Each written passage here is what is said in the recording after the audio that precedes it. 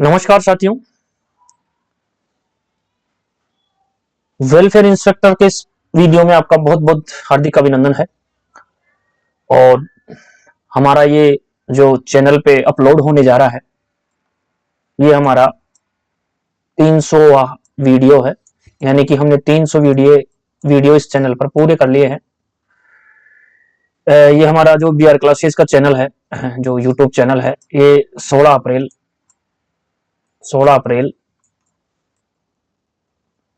2022 से हमने इसको चालू किया था। और 2-3 महीने बाद 16 अप्रैल 2026 को इसके लगभग 4 साल पूरे होने जा रहे हैं।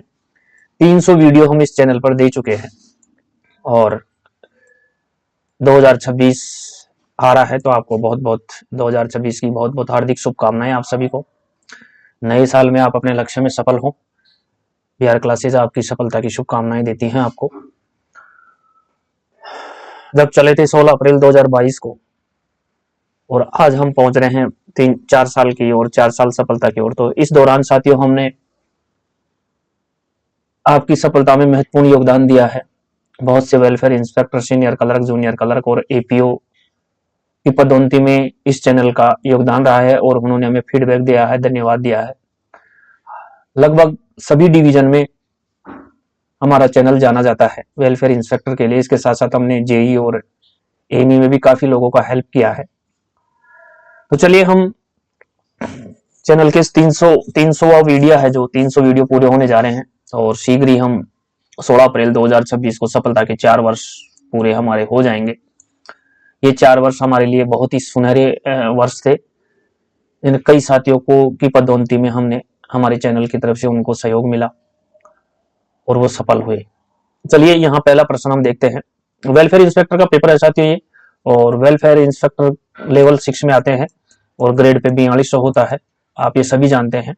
और वेलफेयर इंस्पेक्टर है जो आपके कार्मिक विभाग यानी पर्सनल डिपार्टमेंट, कार्मिक विभाग के अधीन काम करता है। और वेलफेयर इंस्पेक्टर की जो मेडिकल कैटेगरी होती है वो C1 होती है। वेलफेयर इंस्पेक्टर की जो मेडिकल कैटेगरी होती है वो C1 होती है।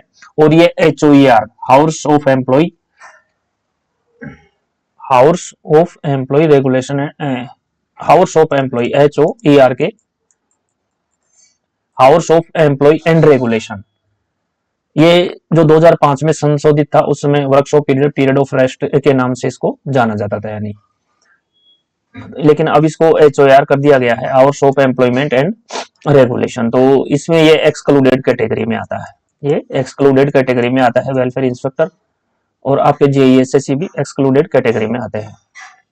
तो यहाँ पहला प्रश्न क्या है वेलफेयर इंस्पेक्टर के लिए। यहाँ वेलफेयर इंस्पेक्टर के लिए पहला प्रश्न है, after how many years can a railway employ apply for reimbursement of spectacles, यानी कि रेल कर्मचारी कितने वर्षों बाद चश्मे की प्रतिपूर्ति के लिए आवेदन कर सकता है। तो ये जो वर्ष हैं, ये 3 वर्ष हैं, 3 इयर्स के बाद वो चश्मे की प्रतिपूर्ति के लिए आवेदन कर सकता है। उसके बाद प्रश्न नंबर 2 है, trade union act was implemented, यानी ट्रेड यूनियन कानून कब से लागू हुआ था। तो ट्रेड यूनियन कानून 1926 से लागू हुआ था, इंप्लीमेंटेड किया था 1926। यहाँ ईयर दे रखा है तो 1926 आपका यहाँ राइट आंसर हो जाएगा। और 1923 है जो आपका WCA का है, WCA वर्क्समैन कंपनसेशन एक्ट, यानी WCA का 1923 है। तो दोनों यहाँ आप ध्यान रखें। ट्रेड यूनियन में क्या होता है साथियों, ट्रेड यूनियन जो कानून, इसमें क्या होता है कि 7 या 7 से ज्यादा व्यक्ति मिलकर के अपनी यूनियन बना सकते हैं, एक नई यूनियन बना सकते हैं अपनी। कोई भी व्यक्ति, मतलब ट्रेड यूनियन कानून में कोई भी 7 व्यक्ति या 7 से अधिक व्यक्ति मिलकर एक यूनियन, अपनी यूनियन का निर्माण कर सकते हैं। तो यहाँ पे ट्रेड यूनियन कानून के लिए पूछा गया था, तो 1926 ईयर जो पूछा है ये आपका राइट हो जाएगा। उसके बाद नेक्स्ट प्रश्न है, railway servants conduct rule 1966 rule 3B is related to, यहाँ रेल सेवा आचरण नियम 1966 का नियम 3B किससे संबंधित है। तो साथियों यहाँ जो 3B है वो सरकारी नीतियों के पालन से संबंधित है। 3B है जो सरकारी नीतियों के पालन से संबंधित है। और तत्परता और शिष्टाचार के लिए 3A आता है, और राजनीति में भाग लेने के लिए नियम 5 आता है। तो यहाँ पे 3B के लिए पूछा था, तो 3B में सरकारी नीतियों का पालन हो जाएगा, और जो ये 3A आता है इसमें तत्परता और शिष्टाचार होता है। और एक होता है 3rd C, जो सबसे ज्यादा पूछा जाता है, ये sexual harassment of railway female employ के लिए आता है। तो हम क्या करेंगे, आंसर सरकारी नीतियों का पालन 3B। तो यहाँ जो आंसर होगा आपका बी आंसर, यहाँ आपका ऑब्जर्वेंस ऑफ गवर्नमेंट पॉलिसीज, यानी बी आंसर आपका यहाँ करेक्ट हो जाएगा। उसके बाद बहुत ही अच्छा प्रश्न है, रेलवे में DFC का फुल फॉर्म क्या है। देखिए रेलवे में what is the full form of DFC in railway. तो रेलवे में जो फुल फॉर्म है वो DFC का फुल फॉर्म है आपके डी से D4 आपका डेडिकेटेड हो जाएगा, F4 आपका फ्रेट हो जाएगा, और C4 कोरोडीर हो जाएगा। तो ये पहला ऑप्शन है, यही आपका यहाँ पे राइट हो जाता है। उसके बाद क्वेश्चन नंबर 5 है, what is the medical category for the post of ALP in railways. Railway में सहायक लोको पायलट के पद हेतु चिकित्सा कोटि क्या है। तो लोको पायलट के लिए A1 होता है, लोको पायलट के लिए A1 होता है, और वेलफेयर इंस्पेक्टर के लिए C1 होता है, वेलफेयर इंस्पेक्टर के लिए C1 होता है, लोको पायलट के लिए A1 होता है, और बंगला खलासी के लिए B1 होता है। नेक्स्ट है इसके बाद, मान्यता प्राप्त ट्रेड यूनियन अधिकारी को DR मामलों में बचाव पक्ष के वकील के रूप में कार्य करने की अनुमति दी जा सकती है। तो ये 3 मामलों में दी जा सकती है। ऑप्शन जो ए है यही आपका राइट आंसर हो जाता है। Recognised trade union official can be allowed to act as defence council in discipline and appeal rule 1 October 1968। Cases in number of cases 3। तो ऑप्शन जो ए है यही आपका यहाँ राइट हो जाता है।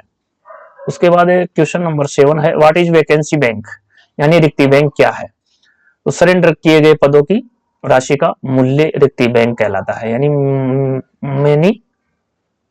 Money value of surrendered posts, surrender किए गए पदों की राशि का मूल्य रिक्ति बैंक कहलाता है। तो यहाँ आंसर क्या हो जाएगा, यहाँ आंसर सी हो जाएगा आपका, ऑप्शन जो सी है ये यहाँ राइट आंसर हो जाएगा। उसके बाद हम बात करेंगे किस रेल प्रोजेक्ट में 28 अर्ली अर्थक्वेक डिटेक्शन सिस्टम लगाए जा रहे हैं।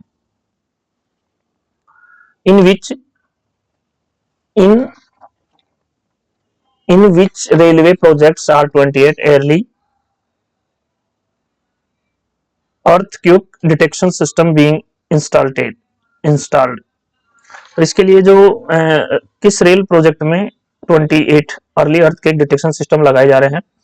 तो ये जो Ahmedabad Mumbai high speed rail है इसमें ये सिस्टम लगाए जा रहे हैं। तो यहाँ Ahmedabad Mumbai high rail speed, option जो सी है ये आपका Ahmedabad Mumbai high speed rail, ये राइट हो जाएगा। उसके बाद नेक्स्ट है, रेलवे द्वारा आयातित किए गए वस्तुओं पर कौन सा कर लगाता है। तो ये आपका जो कर लगता है वो कस्टम लगता है, यानी कि कस्टम कर लगता है आपके इसके लिए। यहाँ ऑप्शन डी ठीक है, कस्टम लगता है। उसके बाद पितृत्व अवकाश यहाँ पूछ रहा है, पितृत्व अवकाश कब से लागू हुआ है। तो पितृत्व अवकाश 1/7/1997 से लागू हुआ है, और मातृत्व अवकाश यानी मैटरनिटी लीव 1/9/2008 से लागू हुई है। पितृत्व अवकाश 1/7/1997 से लागू हुआ है, और पितृत्व अवकाश अपन 2 बच्चों के लिए ले सकते हैं, प्रथम 2 बच्चों के लिए ले सकते हैं, और ये 15 दिन का मिलता है, और इसको 6 महीने की अवधि के बीच में लेना पड़ता है, नहीं तो ये फिर लैप्स हो जाता है। तो ये 2 बच्चों पर 30 दिन का हो गया, 2 बच्चों पर ये 15 और 15 30 दिन का हो गया, और ये 1/9/2008 है, इससे मैटरनिटी लीव लागू है यानी मातृत्व अवकाश, और 1/7/1997 से पितृत्व अवकाश। तो यहाँ पितृत्व अवकाश के लिए पूछा गया था कब से लागू हुआ, तो ये 1 जुलाई 1997 से लागू है। उसके बाद प्रश्न नंबर है, रेल सेवा आचरण नियम के किस नियम के तहत उपहार लेना व देना वर्जित है। तो जो है नियम नंबर 13 है, ये इसी के लिए आता है। और नियम नंबर 15 है, ये निजी व्यापार एवं नौकरी के लिए है। और नियम नंबर जो 22 ये है, वो किसी भी कारखाने में 14 साल से कम बच्चों के रोजगार नहीं देने के लिए है। और जो ये नियम 3 है, ये सामान्य नियम है, साधारण नियम है, जिसमें 3A और 3B और 3C आते हैं, 3C आते हैं। ये सरकारी नीतियों का अनुपालन हो गया, ये सेक्सुअल हरासमेंट ऑफ मेल या फीमेल एम्प्लॉय के लिए हो गया, और ये कर्तव्यनिष्ठ एवं तत्परचार के लिए हो गया। तो 3A, 3B और 3C इसमें आता है। तो यहाँ पूछा क्या गया है, यहाँ पूछा गया है रेल सेवा आचरण नियम के किस नियम के तहत उपहार लेना देना वर्जित है। तो जो नियम नंबर 13 है ये इसका राइट आंसर है। और 13A है वो दहेज के लिए है। 13A किसके लिए है, दहेज के लिए है, यानी सरकारी कर्मचारी ने तो दहेज लेगा ना देगा। ऑप्शन यहाँ बी राइट हो जाएगा, नियम 13। उसके बाद नेक्स्ट है, संसद में आरटीआई किस तारीख को पारित किया गया, यानी right to information, date on which RTI was passed in parliament. संसद में 15 जून 2005 को आरटीआई पास हो गया था संसद में। उसके बाद 12 अक्टूबर और 2005 को ये पूरे देश में लागू हो गया था, जम्मू कश्मीर को छोड़ के। बाद में अब आज वर्तमान में जम्मू कश्मीर भी इसमें शामिल है। आरटीआई लगाने के लिए 10 रुपए का पोस्टल ऑर्डर लगता है, ये आप सभी जानते हैं। और आरटीआई का जो शिकायत का जो आप लगाते हैं उसका समय, जो जवाब देने का समय है, निपटान है, वो 30 दिन है। मानव जीवन से जुड़े मुद्दों और सेफ्टी के मामले में या जीवन मुद्दों से जुड़े संबंध में, मानव की सुरक्षा के संबंध में 3 दिन में भी इसका जवाब दिया जा सकता है। आरटीआई की फुल फॉर्म होती है राइट टू इंफॉर्मेशन। तो यहाँ पूछा क्या गया था, 15 जून 2005, यानी कि संसद में आरटीआई किस तारीख को पारित हुआ, तो ये 15 जून 2005 को पारित हुआ। तो ऑप्शन जो डी है ये आपका करेक्ट हो जाएगा। कारखानों में सामान्य वेतन के साथ एक दिन में काम के अधिकतम दैनिक कितने हैं, ये सभी जानते होंगे 8 घंटे हैं। सभी जानते होंगे आप, कारखानों में सामान्य वेतन के साथ एक दिन में काम करने के अधिकतम दैनिक कितने हैं, 8 घंटे हैं। नेक्स्ट है, रेल कर्मचारी को पर्यवेक्षक कौन घोषित करता है, तो ये श्रम मंत्रालय करता है। रेल कर्मचारी को पर्यवेक्षक कौन घोषित करता है, तो ये मिनिस्ट्री ऑफ लेबर यानी कि श्रम मंत्रालय घोषित करता है।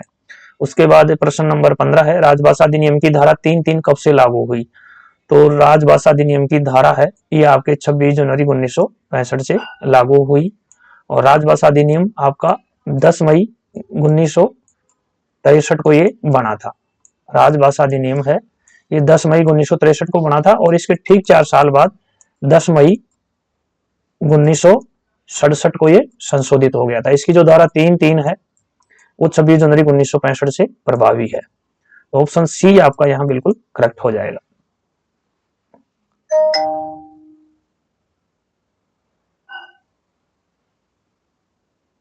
चलिए,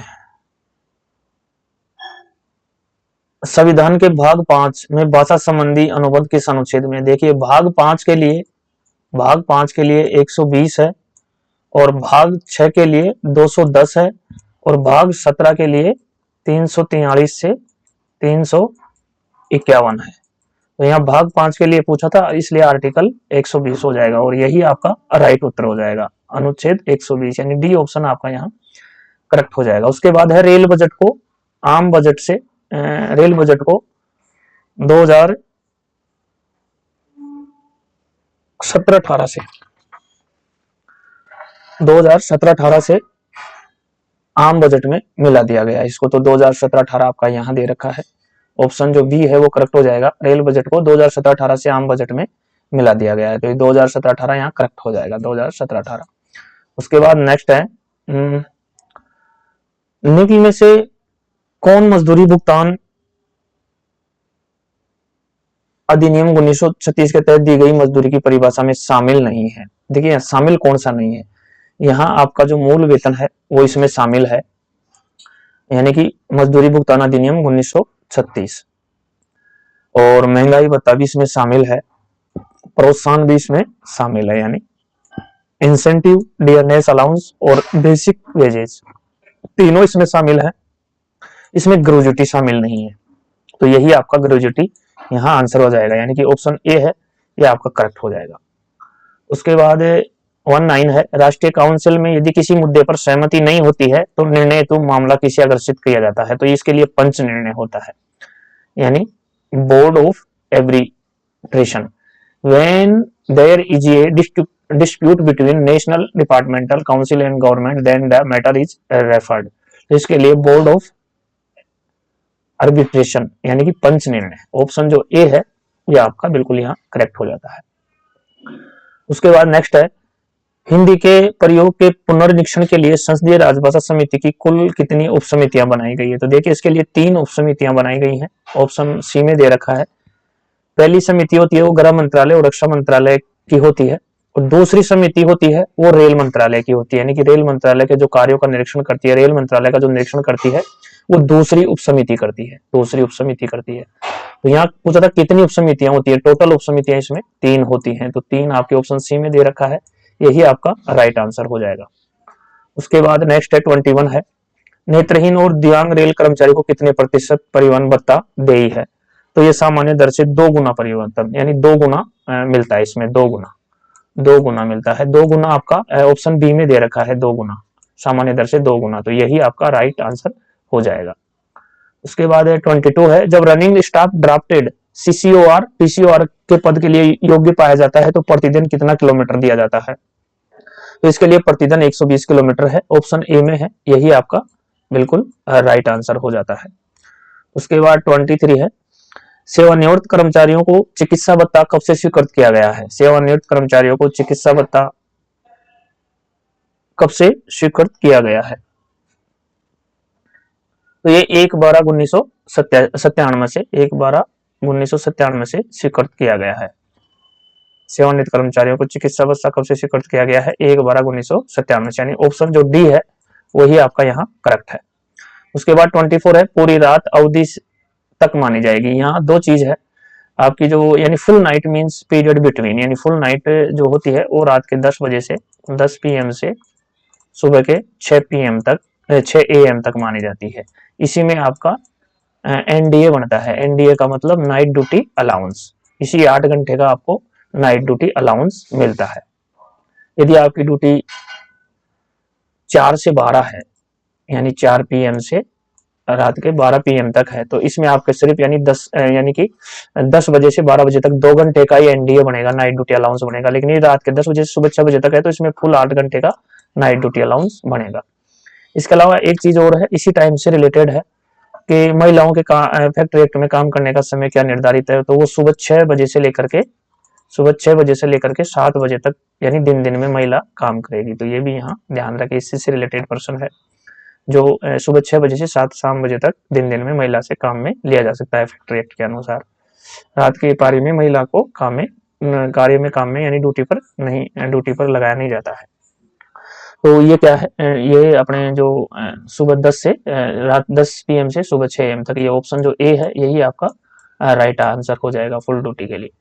उसके बाद 25 है, लाइन क्षमता का क्या अर्थ है, यहाँ लाइन क्षमता का अर्थ है एक पथ में प्रतिदिन ट्रेनों की संख्या, एक पथ में प्रतिदिन ट्रेनों की संख्या, यही यहाँ लाइन क्षमता का अर्थ है, यानी कि number of train per day in ये पथ, line capacity means number of train per day in ये पथ, तो यहाँ जो यही राइट आपका आंसर है, ऑप्शन ए है, ये आपका बिल्कुल यहाँ करेक्ट हो जाता है। 26 है 26 है, कारखाना अधिनियम 1948 की स्थिति से प्रभावी है, तो कारखाना जो अधिनियम है 1 अप्रैल 1949 से प्रभावी है। कारखाना अधिनियम 1948 में बना था, कारखाना अधिनियम 1948 में बना था और 1 अप्रैल 1949 से ये इफेक्ट में आया था, यानी प्रभावी है। When did the workshop act 1948 come into effect, तो ये 1 अप्रैल 1949 से प्रभावी है, तो आंसर जो ए है आपका यहाँ करेक्ट हो जाता है।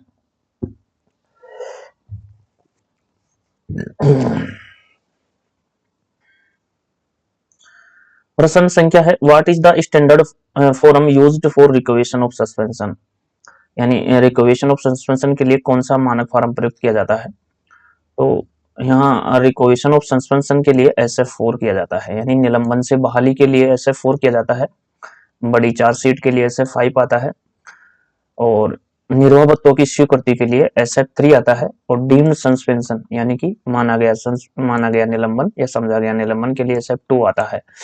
तो यहाँ रिकोवेशन ऑफ सस्पेंशन यानी कि रिकोवेशन ऑफ सस्पेंशन के लिए पूछा था, तो SF4 आ जाएगा। SF4 आपका राइट आंसर हो जाएगा।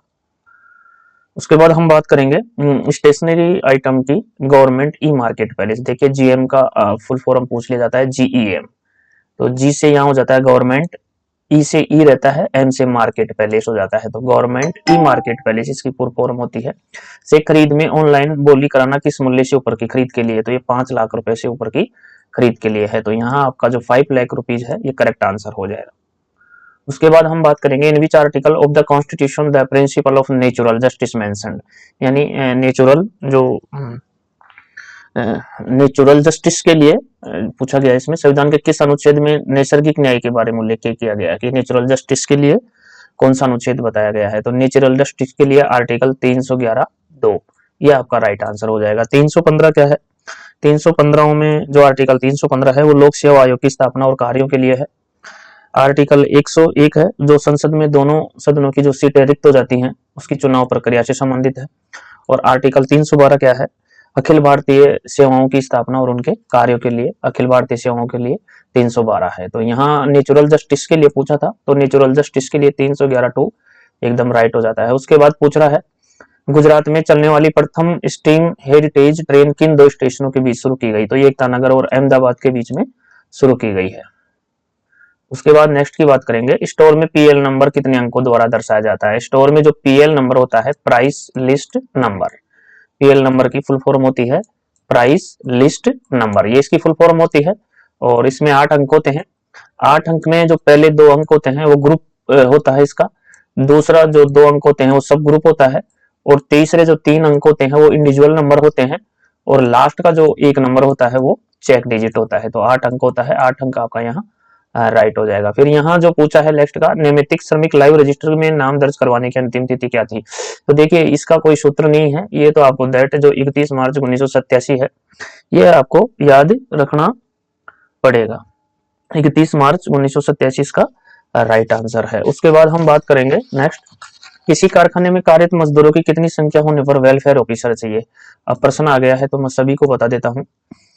यहाँ वेलफेयर इंस्पेक्टर के लिए, एम्बुलेंस के लिए और डॉक्टर के लिए, एम्बुलेंस के लिए वेलफेयर इंस्पेक्टर के लिए, डॉक्टर के लिए 500 आदमियों की मजदूरों की संख्या 500 या 500 प्लस से ऊपर, 500 या 500 प्लस होने पर वेलफेयर इंस्पेक्टर, एम्बुलेंस और डॉक्टर की यहाँ जरूरत होती है। किसी कारखाने में कार्यरत मजदूरों की कितनी संख्या होने पर वेलफेयर ऑफिसर होना चाहिए, तो 500 पे डॉक्टर होता है, 500 पे ही एम्बुलेंस होती है और 500 पे ही वेलफेयर इंस्पेक्टर होता है। ये जो 250 है, 250 है जो 250 प्लस होता है, तो इसमें पीने की पानी की व्यवस्था, यानी कि वहाँ जो वाटर कूलर जिसको अपन डेजर्ट वाटर कूलर जो ठंडे पानी की व्यवस्था, पीने की व्यवस्था होनी चाहिए 250 प्लस 250 पे, या इसको यूं बोल सकते हैं कि कैंटीन की व्यवस्था भी 250 प्लस पे कैंटीन की व्यवस्था होनी चाहिए। और यहाँ आता है एक 30 महिलाओं पर होता है। 30 महिलाओं पर क्या होता है कि किसी कारखाने या शॉप में 30 महिलाएं काम करती हैं तो उनके लिए क्रेचेज की व्यवस्था, क्रेचेज बोलते हैं पालनागर को, पालनागर की व्यवस्था होनी चाहिए, यानी कि 6 साल से कम बच्चे के लिए। कितनी महिलाओं पर है ये, 30 महिलाओं पर है। उसके बाद 150 आदमियों की शर्त क्या है, 150 या 150 प्लस पे आपके फर्स्ट एड बॉक्स की व्यवस्था होनी चाहिए। 500 का मैंने आपको बता दिया WI यानी वेलफेयर इंस्पेक्टर, एम्बुलेंस, डॉक्टर, और 1000 या 1000 प्लस पे 1000 प्लस पे CSO की नियुक्ति यानी चीफ सेफ्टी ऑफिसर की नियुक्ति यहाँ होनी चाहिए। फैक्ट्री एक्ट 1948 है साथियों, जो फैक्ट्री एक्ट 1948 है वो 1 अप्रैल 1949, फैक्ट्री एक्ट 1948 है वो 1 अप्रैल 1949 से प्रभावी हुआ था। और इसमें 8 सामान्य वेतन पर यानी सामान्य दर पर 8 घंटे की ड्यूटी पर डे अनिवार्य है। वीक में ये आपकी 48 घंटे हो जाती है। तो यहाँ पे क्या पूछा गया था, पूछा तो ये गया था कि वेलफेयर कितने आदमियों पे होना चाहिए, तो 500 पे होना चाहिए। 500 यहाँ आपके ऑप्शन डी में दे रखा है तो ये सही हो जाएगा। उसके बाद यहाँ बात कर रहा है भारत में सबसे पहले इलेक्ट्रिक यात्री ट्रेन किस वर्ष में चली, तो भारत के अंतर्गत जो इलेक्ट्रिक ट्रेन चली थी वो सबसे पहले 1925 में चली थी, और 1853 आप जानते ही हैं 1853 में पहली रेल चली थी। 16 अप्रैल 1853 में पहली रेल चली थी मुंबई से ठाणे तक। 34 किलोमीटर की ये चली थी और 57 मिनट की यात्रा थी। 400 महत्वपूर्ण यात्री इसमें सवार थे, 14 कोच थे और जो इसके लोकोमोटिव थे सुल्तान सिद्दौर साहिब इसको खींच रहे थे। उसके बाद 15 अगस्त 1854 को भारत में हावड़ा से हुगली के बीच दूसरी ट्रेन चली थी। 15 अगस्त 1854 में भारत में दूसरी ट्रेन चली थी हावड़ा से हुगली के बीच। तो ये भी यहाँ ध्यान रखने वाली बात है। उसके बाद JCM का ये शुरुआत पूछ रहा है, यानी कि ज्वाइंट कंसल्टिव मशीनरी। यहाँ फुल फॉर्म भी ध्यान रखें। J से हो जाता है आपका ज्वाइंट, C से हो जाता है कंसल्टेटिव और M से हो जाता है मशीनरी। यानी कि ज्वाइंट कंसल्टिव मशीनरी की स्थापना कब हुई? तो यह आपके 28 सितंबर नहीं 28 अक्टूबर 1966 को, यानी कि 28/10/1966 को JCM की शुरुआत हुई थी। ईयर आपको ये ध्यान रखना पड़ेगा। इसके अलावा हम यहाँ प्रेम की बात करें, JCM की जो स्थापना हुई थी यानी संयुक्त सलाहकार परिषद संयुक्त परामर्श तंत्र, ये JCM की शुरुआत 28/10/1966 को हुई थी। अगर यही प्रेम की बात करें तो प्रेम 1994 में आया था और PNM की बात करें तो 1/1/1952। प्रेम PNM की बात करें तो 1/1/1952 VV गिरी के द्वारा। तो ये जो JCM था 1966 में आया था, 28/10/1966, प्रेम 1994 में और PNM 1/1/1952 में। उसके अलावा हम नेक्स्ट प्रश्न की बात करेंगे। तो यहाँ आंसर क्या होगा? आंसर JCM की फुल फॉर्म बताई दी मैंने आपको, ज्वाइंट कंसल्टिव मशीनरी होता है, संयुक्त सलाहकार परिषद संयुक्त परामर्श तंत्र JCM का। और ये इसकी स्थापना 28/10 यानी शुरुआत जो हुई JCM की 28/10/1966 को हुई, प्रेम की 1994 को हुई और PNM की 1/1/1952 को हुई VV गिरी के द्वारा। नेक्स्ट जो प्रश्न है वो है SBF के अंतर्गत दांतों के फुल सेट हेतु कितने वर्ष के अंतराल पर पुनः आवेदन कर सकते हैं? देखिए SBF में यह है कि SBF के अंतर्गत दांतों के फुल सेट हेतु कितने वर्ष के अंतराल पर पुनः आवेदन कर सकते हैं। मैं आपको ये बता दूं, ये जो SBF है इसका फुल फॉर्म होता है स्टाफ बेनिफिट फंड। इसका फुल फॉर्म होता है staff benefit fund, staff benefit fund होता है। और ये क्या था? ये रेलवे में 1931 में आया था। ये क्या था? रेलवे में 1931 में आया था। इसमें SBF में एक कृत्रिम दांत लगाने के पैसे हैं 5000। अगर आप एक कृत्रिम दांत लगाते हैं तो उसके लिए ये 5000 रुपए तक की सहायता करता है। और यदि आप दांतों का पूरा सेट लेते हैं तो 10,000 तक की ये मदद करता है। दांतों का पूरा सेट लेते हैं तो ये 10,000 तक की मदद करता है। अब यहाँ पूछा क्या गया है? यहाँ पूछा गया है कि फुल सेट है तो कितनी बार आवेदन कर सकते हैं? तो सिर्फ एक बार ही आवेदन किया जा सकता है।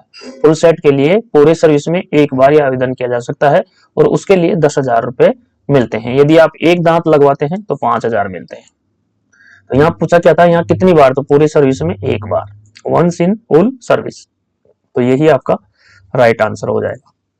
फिर हम बात करेंगे रेल श्रमिकों की ड्यूटी का विवरण भारतीय रेल अधिनियम 1989 के खंड 14 में दर्शाया गया है। यही आपका राइट आंसर हो जाएगा। उसके बाद हम बात करेंगे पैसेंजर अम्यूनिटीज कम्स अंडर, यात्री सुविधाएं किसके अंतर्गत आती हैं? ये प्लान हेड है जिसमें पूछा गया कि पैसेंजर अम्यूनिटीज के लिए 53 आता है। पैसेंजर अम्यूनिटीज के लिए 53 आता है और 52 आता है वो स्टाफ एम्यूनिटीज के लिए आता है। 52 आता है वो स्टाफ एम्यूनिटीज के लिए आता है और 51 आता है वो स्टाफ क्वार्टर के लिए आता है। ये जो 21 है ये रोलिंग स्टॉक के लिए है। PH 41 है ये मशीनरी एंड प्लांट यानी M&P मशीनरी एंड प्लांट के लिए आता है। और ये प्लान हेड 31 है, ये प्लान हेड 31 आपके ट्रैक रेनेवाल्स के लिए आता है, ट्रैक रेनेवाल्स के लिए। और सबसे जो महत्वपूर्ण है 65 प्लान हेड 65 ये आपके HRD व ट्रेनिंग से संबंधित है। HRD व ट्रेनिंग के लिए आता है या उससे संबंधित है। तो यहाँ मुख्य सारे ही हो गए। 21 रोलिंग स्टॉक के लिए है, 53 पैसेंजर अम्यूनिटीज के लिए है, 41 M&P यानी मशीन एंड प्लांट के लिए है, 31 ट्रैक रेनेवाल्स के लिए है और 52 स्टाफ एम्यूनिटीज के लिए आता है। ये 53 पैसेंजर के लिए है और ये स्टाफ एम्यूनिटीज के लिए है। 51 के लिए स्टाफ क्वार्टर के लिए है और 65 HRT और ट्रेनिंग से संबंधित है। उसके बाद 39 है, बहुत ही अच्छा प्रश्न है। ये बोल रहा है यदि बीता हुआ कल गुरुवार था तो रविवार कब होगा? देखिए आज हम शुक्रवार में खड़े हैं तो ये कह रहा था बीता हुआ कल, तो आज अगर शुक्रवार है तो कल गुरुवार हो गया। तो रविवार कब होगा, तो रविवार यानी शनिवार के बाद यानी कल के बाद होगा। तो यहाँ आज की बात करें तो आज तो यहाँ फ्राइडे हो गया, फ्राइडे, और कल की बात करें तो यहाँ सैटरडे हो गया, और कल के बाद की बात करें तो यहाँ रविवार हो गया। तो यही ये पूछ रहा है कि रविवार कब होगा, तो कल के बाद होगा, कल के बाद होगा। तो यही आपका राइट उत्तर यानी सी करेक्ट उत्तर हो जाएगा। देखिए उसके बाद बहुत ही अच्छा प्रश्न है, मंडल रेल प्रबंधक धातु पास के लिए पात्र है, यानी कौन सा पास है जिसके लिए मंडल, देखो division rail manager is eligible for metal token, यानी कि डिवीजन रेलवे मैनेजर है वो मंडल रेल प्रबंधक यानी डीआरएम, डीआरएम किस धातु पास के लिए पात्र है, तो मैं आपको बता दूं डीआरएम और आपके कारखाने का सीडब्ल्यूएम, कारखाने का सीडब्ल्यूएम और डीआरएम ये दोनों सिल्वर के लिए हैं, यानी कि सिल्वर का मतलब एसएजी ग्रेड, एसएजी ग्रेड के लिए सिल्वर पास, यानी जो डीआरएम और सीडब्ल्यूएम है उनको सिल्वर पास मिलता है। और ये ब्रॉन्ज है, ये आपके जेईजी ग्रेड के लिए है। प्लेटिनियम को आजकल हटा दिया गया है, प्लेटिनियम हटाया गया है। गोल्ड क्या है, गोल्ड किसके लिए है, गोल्ड जीएम और जीएम से ऊपर के अधिकारी, जीएम से ऊपर के अधिकारी कौन हो गए, रेलवे बोर्ड के अधिकारी, जीएम और जीएम से ऊपर के अधिकारी, तो जीएम से ऊपर कौन हो गए, रेलवे बोर्ड के अधिकारी, तो गोल्ड पास जीएम को मिलता है। आपका कारखाने का सीडब्ल्यूएम और डीआरएम है उसको सिल्वर पास मिलता है, और जेईजी ग्रेड अधिकारियों को ब्रॉन्ज पास मिलता है। और यहाँ पर तीन ही पास हैं, गोल्ड, सिल्वर और ब्रॉन्ज, प्लेटिनम को आजकल हटा दिया गया है, ये भी ध्यान रखें। तो यहाँ मंडल रेल प्रबंधक के लिए पूछा गया था, डीआरएम के लिए, तो डीआरएम के लिए सिल्वर पास मिलता है। यहाँ एक चीज और ध्यान है, अगर ये पास खो जाए तो इनकी जुर्माने की राशि क्या है वो भी मैं बता दूं, 26,113 रुपए है, वो गोल्ड के लिए है, और सिल्वर के लिए 4,964, 4,964 सिल्वर के लिए है, और ब्रॉन्ज के लिए 4,960 रुपए है, यानी सिल्वर और ब्रॉन्ज में सिर्फ 4 रुपए का डिफरेंस है, यानी 4,964 और 4,960, 4 रुपए का डिफरेंस है। ब्रॉन्ज के लिए 4,960 हो जाएगा, और सिल्वर के लिए 4,964 हो जाएगा, और गोल्ड के लिए 26,113 हो जाएगा। तो यहाँ आंसर क्या जाएगा डीआरएम साहब के लिए, रजत, रजत यानी सिल्वर, तो सिल्वर आपका यहाँ राइट आंसर हो जाएगा। इसके बाद अगला प्रश्न भी बहुत अच्छा है, आप देख सकते हैं, भारतीय रेल तथा इंडियन रेलवेज पत्रिकाओं के ऑनलाइन सदस्य किस वेबसाइट से प्राप्त की जा सकती है, तो ये IRCTC, IRCTC आपका यहाँ आंसर जो होगा वो IRCTC होगा। उसके बाद नेक्स्ट प्रश्न है, ये बहुत ही अच्छा प्रश्न है नेक्स्ट वाला,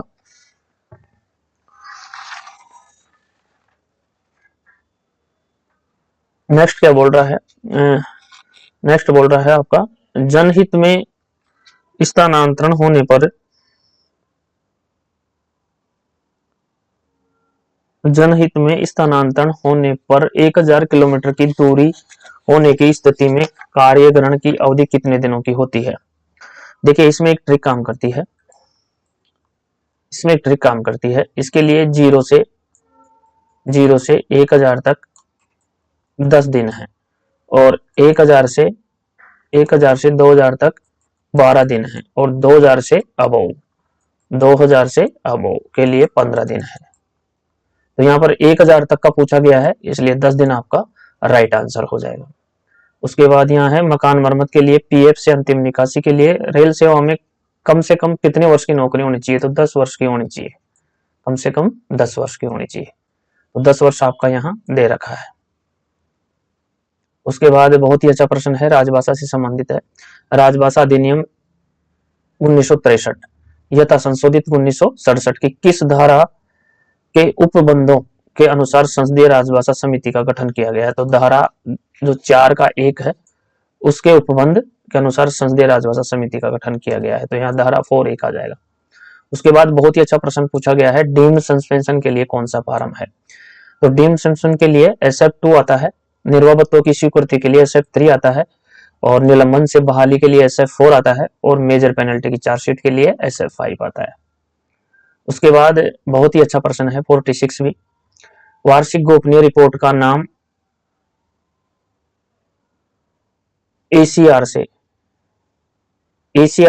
APR कब किया गया, ये है इसका मतलब, वार्षिक निष्पादन मूल्यांकन रिपोर्ट लागू हुआ, यानी कि एनुअल कॉन्फिडेंशियल रिपोर्ट। इसमें पूछा गया है कि जो आपकी ACR जानी जाती थी पहले, ये ACR जानी जाती थी, अब इसको आजकल APR बोलते हैं, यानी कि वर्तमान में जो APR है उसको पहले ACR में बोला जाता था, एनुअल कॉन्फिडेंशियल रिपोर्ट, और अब इसको क्या बोला जाता है, अब इसको बोला जाता है एनुअल परफॉर्मेंस अप्रेजल रिपोर्ट। इसकी फुल फॉर्म दोनों की याद रखिए, यहाँ दे रखी है एनुअल परफॉर्मेंस अप्रेजल रिपोर्ट, और पहले इसको बोला जाता था एनुअल कॉन्फिडेंशियल रिपोर्ट।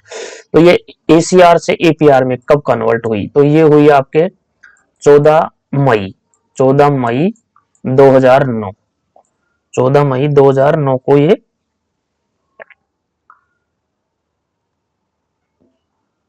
14 मई 2009 को ये इसमें एपीआर में कन्वर्ट हुई। 14 मई 2009 को ये कन्वर्ट, तो यहाँ आंसर क्या आएगा, 2009 आ जाएगा। 14 मई 2009 को ये एसीआर से एपीआर में कन्वर्ट हुई। यहाँ एपीआर की फुल फॉर्म भी ध्यान रखिए, पूछा जाता है एनुअल परफॉर्मेंस अप्रेजल रिपोर्ट।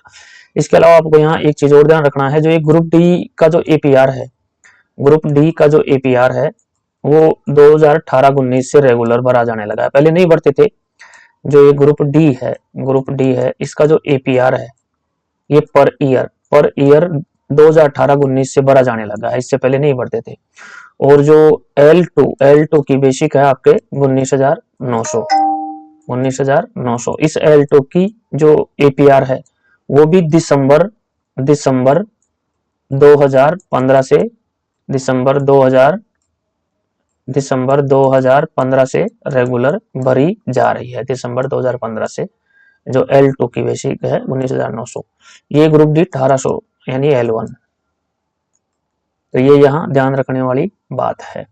इसके अलावा एपीआर से संबंधित आपको और यहाँ क्या ध्यान रखना है, जिस इंचार्ज के अंडर या जिस अधिकारी के अंदर आप एपीआर भरवाने के लिए, उससे चाहे आपका इंचार्ज हो चाहे अधिकारी हो, जिस इंचार्ज और अधिकारी से आपकी एपीआर भरवाई जा रही है उसके अंदर कम से कम 3 महीने कम से कम आप उसके, यानी 3 महीने का मतलब 90 दिन, 90 दिन का मतलब 3 महीने उसके अंडर नौकरी करेंगे जब वो आपकी एपीआर भर सकता है। कम से कम 3 महीने उसके अंदर नौकरी करना जरूरी है जब वो आपकी एपीआर। दूसरा इसमें एक 15 दिन आता है। 15 दिन का मतलब क्या है कि आप एपीआर से संतुष्ट नहीं हो, आपकी गुड भर दी गई है, वेरी गुड भर दी गई है, आप संतुष्ट नहीं हो, या एवरेज भर दी गई है, तो आप संतुष्ट नहीं हो, तो एपीआर मिलने के 15 दिन के अंदर उसको आप उसको उसके लिए अप्लाई दोबारा से कर सकते हो। उसमें मतलब कि मेरी एपीआर सही नहीं भरी गई, उसके लिए आप संतुष्ट नहीं हो एपीआर से, तो 15 दिन का आपके पास टाइम रहता है, आप दोबारा से अप्लाई कर सकते हो। और ये एपीआर का कार्य है जो जिस अधिकारी इंचार्ज के पास होता है उसको 1 महीने के अंतर्गत इसको भरने का काम दिया जाता है। उसका कम से कम लिमिट है 1 महीना, 1 महीने के अंतर्गत उसको पूरा करना होता है। ये भी यहाँ ध्यान रखें। तो यहाँ 15 दिन, 1 महीना और 3 महीना, इन तीनों का काम भी ध्यान रखें। 15 दिन क्या है, 1 महीना क्या है और 3 महीने क्या है। तो चलिए बहुत बता दिया, इसमें आगे चलते हैं। इनमें से कौन सा सोशल मीडिया प्लेटफॉर्म नहीं है, तो यहाँ पे जो फेसबुक है ये भी सोशल मीडिया में आता है, ट्विटर भी सोशल मीडिया में आता है, इंस्टाग्राम भी सोशल मीडिया में आता है, जो जीमेल होता है ये सोशल मीडिया में नहीं आता है। तो यही आपका आंसर हो जाता है। उसके बाद 48 है, ये भी बहुत अच्छा प्रश्न है। The MSCP scheme was operative from which date. बहुत ही अच्छा प्रश्न है। Modified assured career progression scheme, modified assured career progression scheme इसकी फुल फॉर्म है, और ये 1/9/2008 से लागू है। 1/9/2008 से लागू है, और ये डेट आपके यहाँ दे रखी है 1/9/2008। अब ये क्या है, इसमें क्या होता है, इसमें कर्मचारी को 3 वित्तीय फायदे मिलते हैं। इसमें पूरी सर्विस के दौरान कर्मचारी को 3 वित्तीय फायदे मिलते हैं, जो कि 10-10 वर्ष के अंतराल पे 10-10 वर्ष के अंतराल पे दिए जाते हैं। किनको दिए जाते हैं, जिनका प्रमोशन नहीं होता।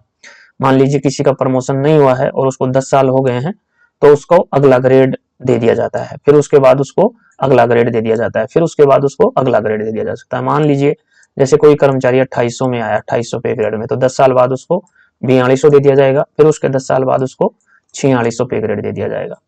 केवल ग्रेड दिया जाता है, पोस्ट चेंज नहीं होती। ऐसा नहीं होता है कि आप बाबू में आए वेलफेयर इंस्पेक्टर बन गए, या वेलफेयर इंस्पेक्टर में आए रेपीओ बन गए, या टेक्नीशियन में आए जेई बन गए। ऐसा नहीं होता है, केवल फाइनेंशियल फायदा मिलता है और अगला ग्रेड दे दिया जाता है 10-10 साल के अंतराल पे। तो इसमें 3 वित्तीय लाभ देते हैं, ये ध्यान रखें। तो यही था इसकी कहानी, और 1/9/2008 से ये लागू है एमएसीपी स्कीम, यानी modified assured career progression scheme. और उस समय क्या था, उस समय 6 पे कमीशन था 1/9/2008। तो यहाँ बहुत हो गया, चलिए आगे चलते हैं। 49 है, एक व्यक्ति जिसे न्यायालय द्वारा जेल की सजा सुना दी गई हो, किस नियम के तहत नौकरी से निकाला जा सकता है, तो वो रूल नंबर 14 है, वो रूल नंबर 14 है। तो यहाँ ऑप्शन ए ले लेंगे, ए यहाँ रूल नंबर 14। नेक्स्ट है 55 है, किसी महिला कर्मचारी के लिए आंतरिक शिकायत समिति में शिकायत दर्ज कराने की समय सीमा क्या है। देखिए इसके लिए जो railway service conduct rule 3rd C होता है, जो 3rd C होता है, इसके लिए पूछा भी जाता है, जो रेलवे सर्विस कंडक्ट रूल 1966 है, उसका जो नियम 3rd C है वो sexual harassment railway female employ के लिए आता है, और ये उसी के लिए प्रश्न है, किसी महिला कर्मचारी के लिए आंतरिक शिकायत समिति में शिकायत दर्ज कराने की समय सीमा क्या है। तो यहाँ 3 चीज रखें, एक तो 10 दिन, एक 3 महीने, और एक 3 सदस्य, और एक 3 साल। ये जो 3 महीने हैं, 3 महीनों को आप 90 दिन बोल सकते हैं, तो ये इसी का उत्तर है 3 महीने। उत्तर क्या है, किसी महिला के लिए आंतरिक शिकायत समिति में शिकायत दर्ज कराने की समय सीमा क्या है, तो 3 महीने है। अब ये जो आंतरिक शिकायत समिति होती है इसमें 3 सदस्य होते हैं, और इनका जो कार्यकाल होता है वो 3 साल का होता है, वो 3 साल का होता है। और इसकी समय सीमा क्या है, इसकी समय 30 दिन है, 30 दिन का 30 दिन है, 30 दिन का मतलब 90 दिन है, 90 दिन है, 90 दिन का मतलब 3 महीने है। और इसमें पुरुष कर्मचारी के लिए कितना समय दिया जाता है, जिसपे उस पर शिकायत लगाई जाती है, उसको 10 दिन का समय अपना जवाब देने के लिए लगाया जाता है। तो पुरुष कर्मचारी को 10 दिन का समय दिया जाता है, ये भी यहाँ ध्यान रखें। यहाँ पूछ रहा क्या था कि शिकायत समिति में शिकायत दर्ज कराने का समय क्या है, तो 3 महीने है, तो यही आपका राइट आंसर हो जाएगा। उसके बाद 51 है, बहुत ही अच्छा प्रश्न है, चयन हेतु 100% वस्तुनिष्ठ परीक्षाएं रेलवे बोर्ड के पत्र दिनांक के माध्यम से शुरू की गई।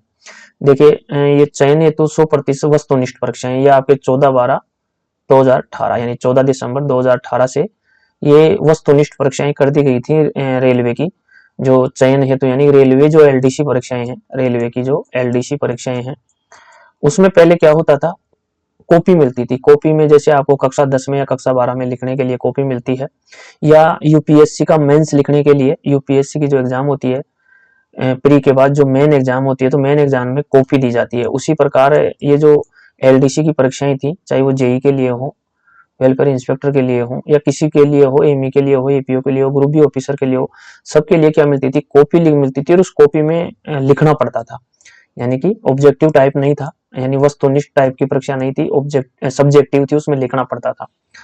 अब इसमें क्या हुआ, 14/12/2018 के बाद LDC की परीक्षाओं को 100%, अब चाहे भले ग्रुप बी हो, वेलफेयर इंस्पेक्टर हो, एपीओ हो, जेई हो, कैसा भी हो, इलेक्ट्रिक हो, मैकेनिकल हो, आपकी परीक्षाएं वस्तुनिष्ठ होगी। तो ये कब से हुई, ये 14/12/2018 के बाद हुई, जब भी तो आपके पेपर में 110 प्रश्न आते हैं और वो ऑब्जेक्टिव टाइप के आते हैं। तो ये कब से हुई ऑब्जेक्टिव टाइप के, ये 14/12/2018 से हुए। 14/12/2018 को रेलवे बोर्ड के पत्र आया था, रेलवे बोर्ड का लेटर आया था 14/12/2018 को, उसके बाद ये 100% ऑब्जेक्टिव टाइप की यानी वस्तुनिष्ठ टाइप की परीक्षा हो गई। तो दैट आपको याद रखनी है 14/12/2018। चलिए इसके बाद नेक्स्ट है 52, नर्सिंग अलाउंस की वर्तमान दर क्या है। Nursing allowance is payable at what rate, यानी कि नर्सिंग अलाउंस की जो वर्तमान रेट है वो क्या है, तो ये 9,000 रुपए प्रतिमाह है वर्तमान में, 9,000 रुपए प्रतिमाह आप ये देख सकते हैं, ऑप्शन जो सी है, तो 9,000 रुपए यहाँ आपका आंसर हो जाएगा। उसके बाद 53 है, what is the full form of MEMU, यानी मेमो की फुल फॉर्म क्या है। तो इसकी जो फुल फॉर्म है वो है main line electric multiple unit, main line electric multiple unit इसकी फुल फॉर्म है, यानी कि main line electric multiple unit, यहां आप देख सकते हैं फुल फॉर्म पूछा है मेमो का। उसके बाद 54 है, भारतीय रेल के कुश्ती खिलाड़ी श्री बजरंग पूनिया को किस वर्ष पद्मश्री अवार्ड दिया गया। In which year Shri Bajrang Punia Indian railways wrestler has been awarded Padma Shri, तो ये आपके दिया गया था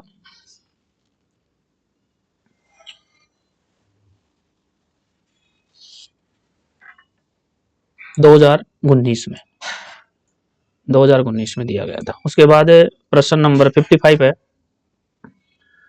कार्य के घंटे किस कन्वेंशन में अडॉप्ट किए गए थे। In which convention was the working hours adopted. 55 की यहाँ बात करेंगे तो ये था आपका Washington DC, Washington DC, C answer आपका यहाँ बिल्कुल राइट हो जाएगा। उसके बाद नेक्स्ट है मानसिक या शारीरिक तनाव पैदा करने वाले कार्य की कठोर प्रकृति किस HOER नियम के अंतर्गत आती है, यानी कि stressful nature of the work tending to cause mental or physically strain is comes under which classification of HOER rules। HOI rules 2005, इसकी जो फुल फॉर्म है वो है hours of employment and regulation, और ये 4 कैटेगरी में होता है, यानी इंटेंसिव, कंटिन्यूस, एक्सक्लूडेड, और एक होता है EI इंटरमीडिएट एसेंशियल EI। तो यहाँ पे जो सबसे ज्यादा मानसिक और शारीरिक तनाव पैदा करने वाले कार्य की जो कठोर प्रकृति आती है वो इंटेंसिव में आती है, वो इंटेंसिव कैटेगरी में आती है। तो यहाँ पे गहन इसको बोलेंगे इंटेंसिव को, और ये कंटिन्यूस है लगातार, और एक्सक्लूडेड, और आपका EI है जो आंतरिक रूप से। तो ये जो ऑप्शन है गहन इंटेंसिव, ये आपका बिल्कुल यहाँ करेक्ट हो जाता है। उसके बाद 57 की बात करेंगे, राजपत्रित अधिकारियों का सेवा रिकॉर्ड रखने का रखरखाव कौन करता है, तो ये लेखा विभाग करता है, अकाउंट्स डिपार्टमेंट ये करता है। Service record of gazetted officers maintain by, तो ये अकाउंट्स डिपार्टमेंट ये करता है। उसके बाद 58 है, आने वाले वर्ष का पास कितने माह पहले जारी किया जा सकता है, तो पहले ये 5 महीने हो गया था, पहले ये अधिकतम 150 डेज यानी 5 महीने हो गया था, लेकिन अब करंट में है। आज की बात करें तो ये 120 है, यानी 4 मंथ है, 4 मंथ का मतलब 120 दिन होता है। अच्छा प्रश्न है, आता रहता है। उसके बाद 59 की बात करेंगे, व्हाट इज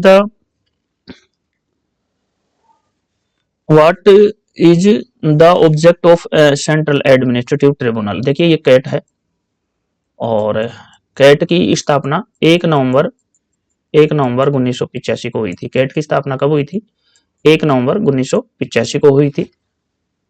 और कैट क्यों स्थापित किया गया? कैट इसलिए स्थापित किया गया था कि ये जो सरकारी कर्मचारी हैं, इनके जो मुद्दे होते हैं प्रशासन के खिलाफ, उन मुद्दों को सुलझाने के लिए कैट की स्थापना 1/11/1985 को की गई थी। और इसकी जो प्रधान पीठ है, कैट की जो प्रधान पीठ है वो कहाँ पर है? वो न्यू दिल्ली में है। वो कहाँ पर है?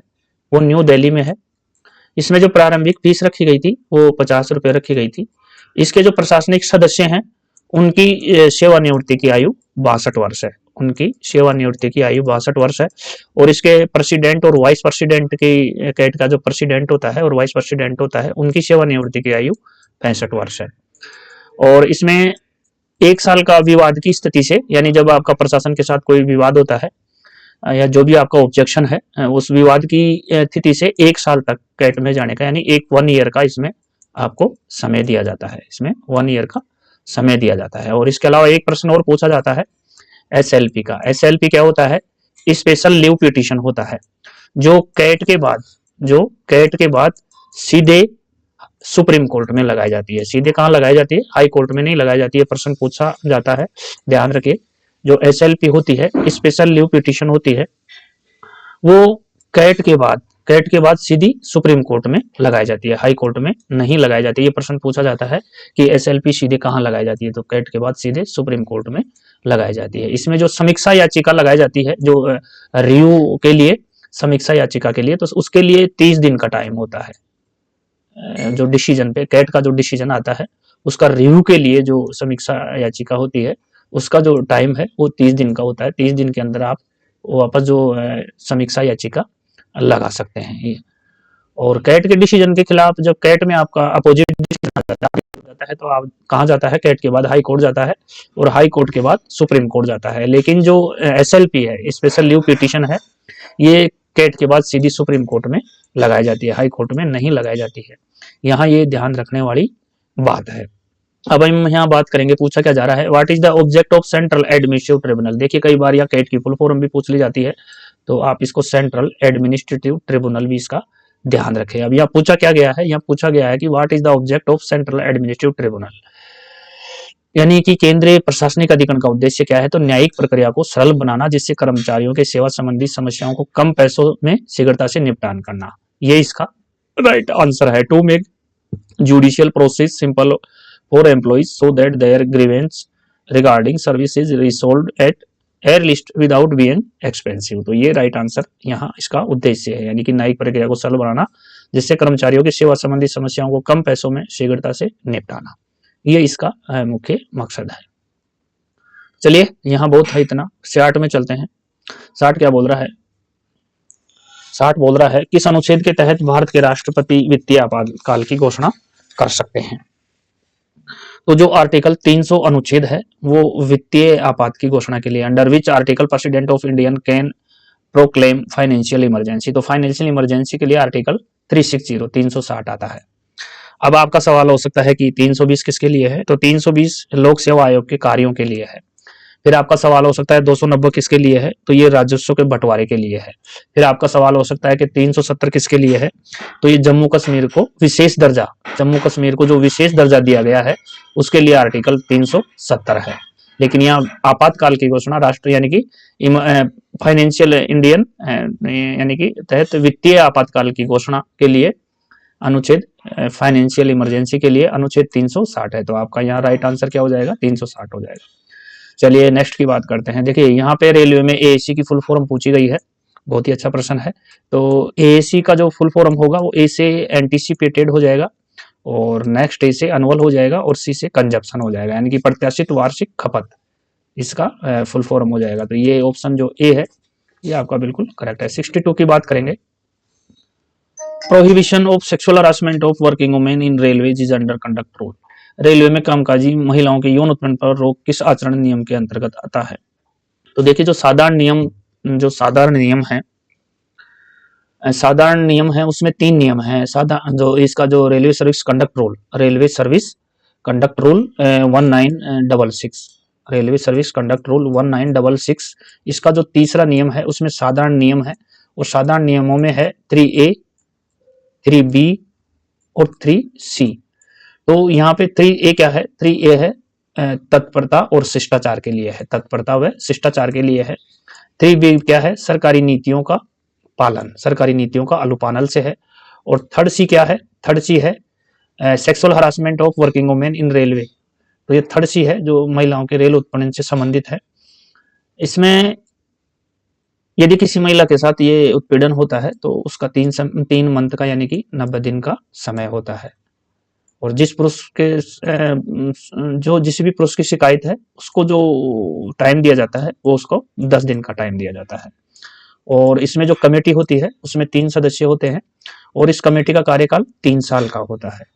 तो ये रेलवे सर्विस कंडक्ट रूल है, उसका थर्ड सी ये नियम आता है sexual harassment of railway female employ के लिए। और ये बहुत ही सुपरहिट, मतलब कह सकते हैं इसको थर्ड सी को बहुत बार ये एग्जामों में रिपीट होता है। इसके अलावा एक 15A है, ये भी बहुत ज्यादा पूछा जाता है, क्वार्टरों के सबलेटिंग यानी क्वार्टरों के दुरुपयोग से संबंधित है। इसके अलावा इसमें जो पूछा जाता है वो आपका 13 पूछा जाता है, तो 13 उपहार से संबंधित है, और 13A ये दहेज से संबंधित है। और उसके अलावा अपन बात करें तो 18 और 18A भी पूछा जाता है। अब 18 क्या है? ये चलाचल संपत्ति खरीद के लिए है, और ये 18A विदेशों में चलाचल संपत्ति खरीद के लिए, ये विदेशों के लिए है, और ये इंडिया के लिए यानी इंडिया में चलाचल संपत्ति के लिए, और ये विदेशों के लिए हो जाता है। उसके अलावा एक होता है 22 और 22A। 22 में क्या है कि कोई भी रेलवे कर्मचारी दारू, बियर, शराब, चरस, गांजा, नशे की गोलियां ये खा के रेल ड्यूटी नहीं करेगा, यानी कि उससे 8 घंटे पहले, ये 8 घंटे की शर्त भी इसमें है। और 22A में क्या है कि 14 साल से कम बच्चे को कोई भी काम पे नहीं लगाएगा कोई भी रेलवे कर्मचारी। तो ये 22A उसके लिए है। तो ये मोस्ट थे, भारतीय राजनीति में शामिल नहीं होगा, यानी राजनीति में उसके लिए, राजनीति में भाग लेने के लिए वर्जित नहीं होगा, कोई भी रेलवे कर्मचारी वर्जित है यानी भाग नहीं लेगा, उसके लिए 5 है। तो ये महत्वपूर्ण मैंने आपको बता दिया है। यहाँ थर्ड सी पूछा गया था। चलिए आगे की ओर बढ़ते हैं, 63 में चलते हैं।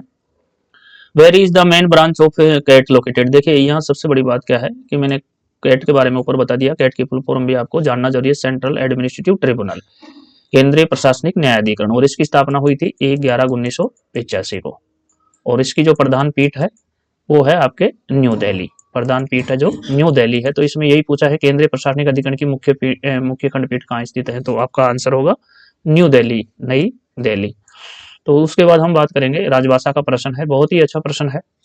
वर्ष 1973 में गठित पहली रेलवे हिंदी सलाहकार समिति की अध्यक्षता किसने की थी? बहुत ही अच्छा प्रश्न है ये श्री ललित नारायण मिश्र ने की थी पहली रेलवे हिंदी सलाहकार समिति की अध्यक्षता। और रेल हिंदी सलाहकार समिति के जो अध्यक्ष होते हैं वो होते हैं आपके रेल मंत्री। तो रेल मंत्री इस समय कौन है? श्री अश्विनी वैष्णव जी हैं। तो अश्विनी वैष्णव जी का भी आप ध्यान रखें। और इसका जो ईयर है वो है पहली गठित का 1973। ये भी आप यहाँ ध्यान रखें। बहुत अच्छा प्रश्न है ये राजभाषा का, तो आप याद रखें। देखिए ये जो आरबी लेटर 17/2022 है, ये विकलांगों के से संबंधित है। यही पूछा गया इसमें। आरबी लेटर जो है RB 74/2022 is related with which of the following, यानी कि किससे संबंधित है? तो ये दिव्यांग व्यक्तियों के लिए पदोन्नति में आरक्षण से संबंधित है। आपने देखा होगा 2022 है, 2022 के बाद आपने देखा होगा जो पदोन्नति की जा रही है इंटरमीडिएट कोटा या एलडीसी कोटे के तहत, जितने भी एलडीसी कोटे के तहत जितने भी पदोन्नति की जा रही है किसी भी ब्रांच में, इलेक्ट्रिक, मैकेनिकल, कहीं भी पदोन्नति की जा रही है, तो उसमें जो रिजर्वेशन था, पदोन्नति में रिजर्वेशन था, वो एसटी और एससी को था। एसटी और एससी का था। अब ये 2022 के बाद आपके पीडब्ल्यूडी, पीबीडब्ल्यूडी, जो ये विकलांग व्यक्ति हैं, दिव्यांग हैं, इन दिव्यांगों को भी रिजर्वेशन दे दिया गया है, पदोन्नति में आरक्षण। तो ये एसटी, एससी और दिव्यांग आरक्षण, इनको पदोन्नति में आरक्षण तीनों को हो गया है। और जहां पर ईडब्ल्यूएस की बात करते हैं, तो ईडब्ल्यूएस क्या है? ईडब्ल्यूएस है economic weaker section, economically weaker section, economically weaker section. और ईडब्ल्यूएस लागू हुआ था, लेकिन ये पदोन्नति में ईडब्ल्यूएस नहीं है, ये ध्यान रखना। ये तो मैं वैसे आपकी जानकारी के लिए बता रहा हूँ। 1 फरवरी 2019 से ये लागू है। जितनी भी सरकारी नौकरियां हैं जो डायरेक्ट रिक्रूटमेंट है, उनमें इसका जो परसेंटेज है सरकारी नौकरियों में वो 10% है, वो 10% है। और इसका पात्रता की शर्तें क्या है ईडब्ल्यूएस के लिए? कि 8 लाख रुपए से 8 लाख रुपए से सालाना आय ज्यादा नहीं हो, और किसान है तो 5 एकड़ से ज्यादा जमीन नहीं होनी चाहिए। ये ईडब्ल्यूएस के लिए पात्रता है। तो यहाँ ईडब्ल्यूएस का क्या पूछा जाता है? एक तो पूछा जाता है ईडब्ल्यूएस की full form economically weaker section, और ये कब से लागू है? तो 1 फरवरी 2019 से लागू है। एक ये पूछा जाता है। भर्तियों में इसका जो डायरेक्ट रिक्रूटमेंट है, उनकी भर्तियों में कितना प्रतिशत रिजर्वेशन है? तो इसका 10% रिजर्वेशन है, ये भी पूछा जाता है। और ये 8 लाख का भी पूछा जाता है। तो ये बताया है मैंने, ये वेलफेयर इंस्पेक्टर के पेपर में आता है। ये बात इसलिए आ गई थी कि हम दिव्यांग व्यक्तियों की बात कर रहे थे, और दिव्यांग व्यक्तियों का जो रिजर्वेशन हुआ है वो अभी हाल ही में 2022 से स्टार्ट हुआ है, ये ध्यान रखें। पहले ओनली एसटी एससी को ही पदोन्नति में रिजर्वेशन था, अब दिव्यांगों को भी पदोन्नति में रिजर्वेशन दे दिया गया है। तो चलिए हम बात करेंगे अगले क्वेश्चन की। क्वेश्चन नंबर 66 है। हाँ, एक चीज और बताना भूल गया, इन दिव्यांग व्यक्तियों को 10 साल की छूट होती है डायरेक्ट रिक्रूटमेंट में, 10% की, सॉरी 10 साल की, ईयर 10 साल की छूट होती है। और एसटी एससी को 5 साल की छूट होती है। और यदि विकलांग व्यक्ति एसटी एससी का है तो 10 में 5 और जोड़ दो, यदि वो दिव्यांग भी है एसटी एससी का है तो उसको 15 साल की छूट मिल जाती है। लेकिन ये कहां पर है? डायरेक्ट रिक्रूटमेंट में, पदोन्नति की बात नहीं कर रहा। पदोन्नति में भी देखा जाए तो जैसे जो इंटरमीडिएट कोटा है 25% है, जैसे अपन उदाहरण ले लेते हैं जेई का ले लेते हैं, जेई मैकेनिकल का ले लेते हैं, तो मैकेनिकल में आपके जो 25% कोटा है इंटरमीडिएट कोटा, रैंकर की बात नहीं कर रहा, 25% की बात कर रहा हूं, तो उसमें 47 है। यदि एसटी एससी का व्यक्ति उसमें शामिल है तो इसको 5 साल की छूट और मिल जाएगी, यानी कि ये 52 पे चला जाएगा, यानी ये 47 और 5 52 पे चला जाएगा। चलिए हम बात करेंगे HOAR की बात करेंगे 67 में। House of employment and regulation 2005 से पहले इसको work of period of rest के नाम से जाना जाता था, यानी कि 2005 तो ये जो संशोधित हुआ था ये 2005 में हुआ था। और वर्तमान में इसकी जो फुल फॉर्म है वो house of employment and regulation है, और 4 कैटेगरियों में ये बांटा गया है, इंटेंसिव है, कंटिन्यूस है, एक्सक्लूडेड है और EI है। यहाँ पूछा गया है कि पूछा क्या गया है, यहाँ पे पूछा गया है एज पर HOAR रूल्स 2005, इसका ईयर भी पूछ लेता है ये 2005 का, तो ये भी ध्यान रखें 2005। Rules the classification of matron, यानी मैट्रन कौन सी उसमें आता है। तो मैट्रन है जो मैं आपको बता दूं सती, जो मैट्रन है आपका, ये जो इंटेंसिव, कंटिन्यूस, एक्सक्लूडेड और EI है, उनमें से जो आपका मैट्रन है वो एक्सक्लूडेड में आता है। अब मैट्रन के अलावा जो आपका वेलफेयर इंस्पेक्टर है वो भी एक्सक्लूडेड में आता है। आपका जो जेई एसएससी है वो भी एक्सक्लूडेड में आता है। तो आपका मैट्रन हो गया, वेलफेयर इंस्पेक्टर हो गया, जेई एसएससी हो गया, ये सब एक्सक्लूडेड में आते हैं। देखिए उसके बाद ये बहुत ही अच्छा दिमाग का प्रश्न है, बहुत ही अच्छा प्रश्न है, इसमें कोई तैयारी करने की जरूरत नहीं है, सिर्फ ये दिमाग का प्रश्न है। दो कॉइन्स हैं, उछालने पे उनकी प्रायिकता निम्न में से क्या होगी। देखिए यहाँ देखिए प्रश्न पूरा है, ये हिंदी में पूरा नहीं है, यहाँ देखिए अंग्रेजी में, the probability sample space if two coins are tossed together will be very, जहां एच हेड है और टी यानी टेल है।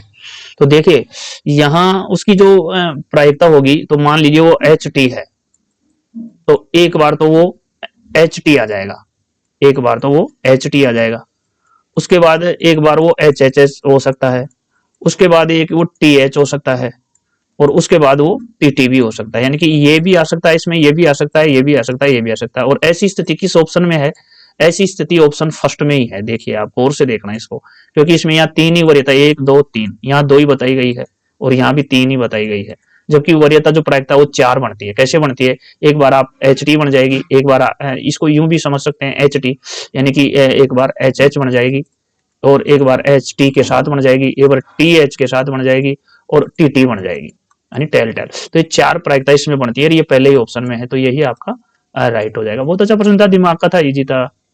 अच्छा भारत के पहले एल्यूमिनियम फ्रेट रैक का पूरा नाम क्या है, बहुत ही अच्छा प्रश्न है ये। तो ये फ्रेट रैक जो aluminium freight rack 61 BOB RNAL HSM1, यानी कि बात करें अपन BOB यानी कि सेकंड नंबर, ठीक है यही है, aluminium freight rack 61 BOB RNAL HSM an aluminium freight rack 61 BOB RNAL HSM1, हाँ ये बी ऑप्शन ही आपका राइट होगा, यहाँ ये वाला राइट हो जाएगा। उसके बाद हम बात करते हैं 70 नंबर का क्वेश्चन है, एसओपी का है, बहुत ही अच्छा प्रश्न है ये। एसओपी शेड्यूल ऑफ पावर 2018 की बात कर रहा है, शेड्यूल ऑफ पावर, यानी establishment matters are described in which part of model SOP 2018। ये पूछ रहा है कि मॉडल जो शेड्यूल ऑफ पावर 2018 के किस भाग में स्थापना मामलों का उल्लेख किया गया है।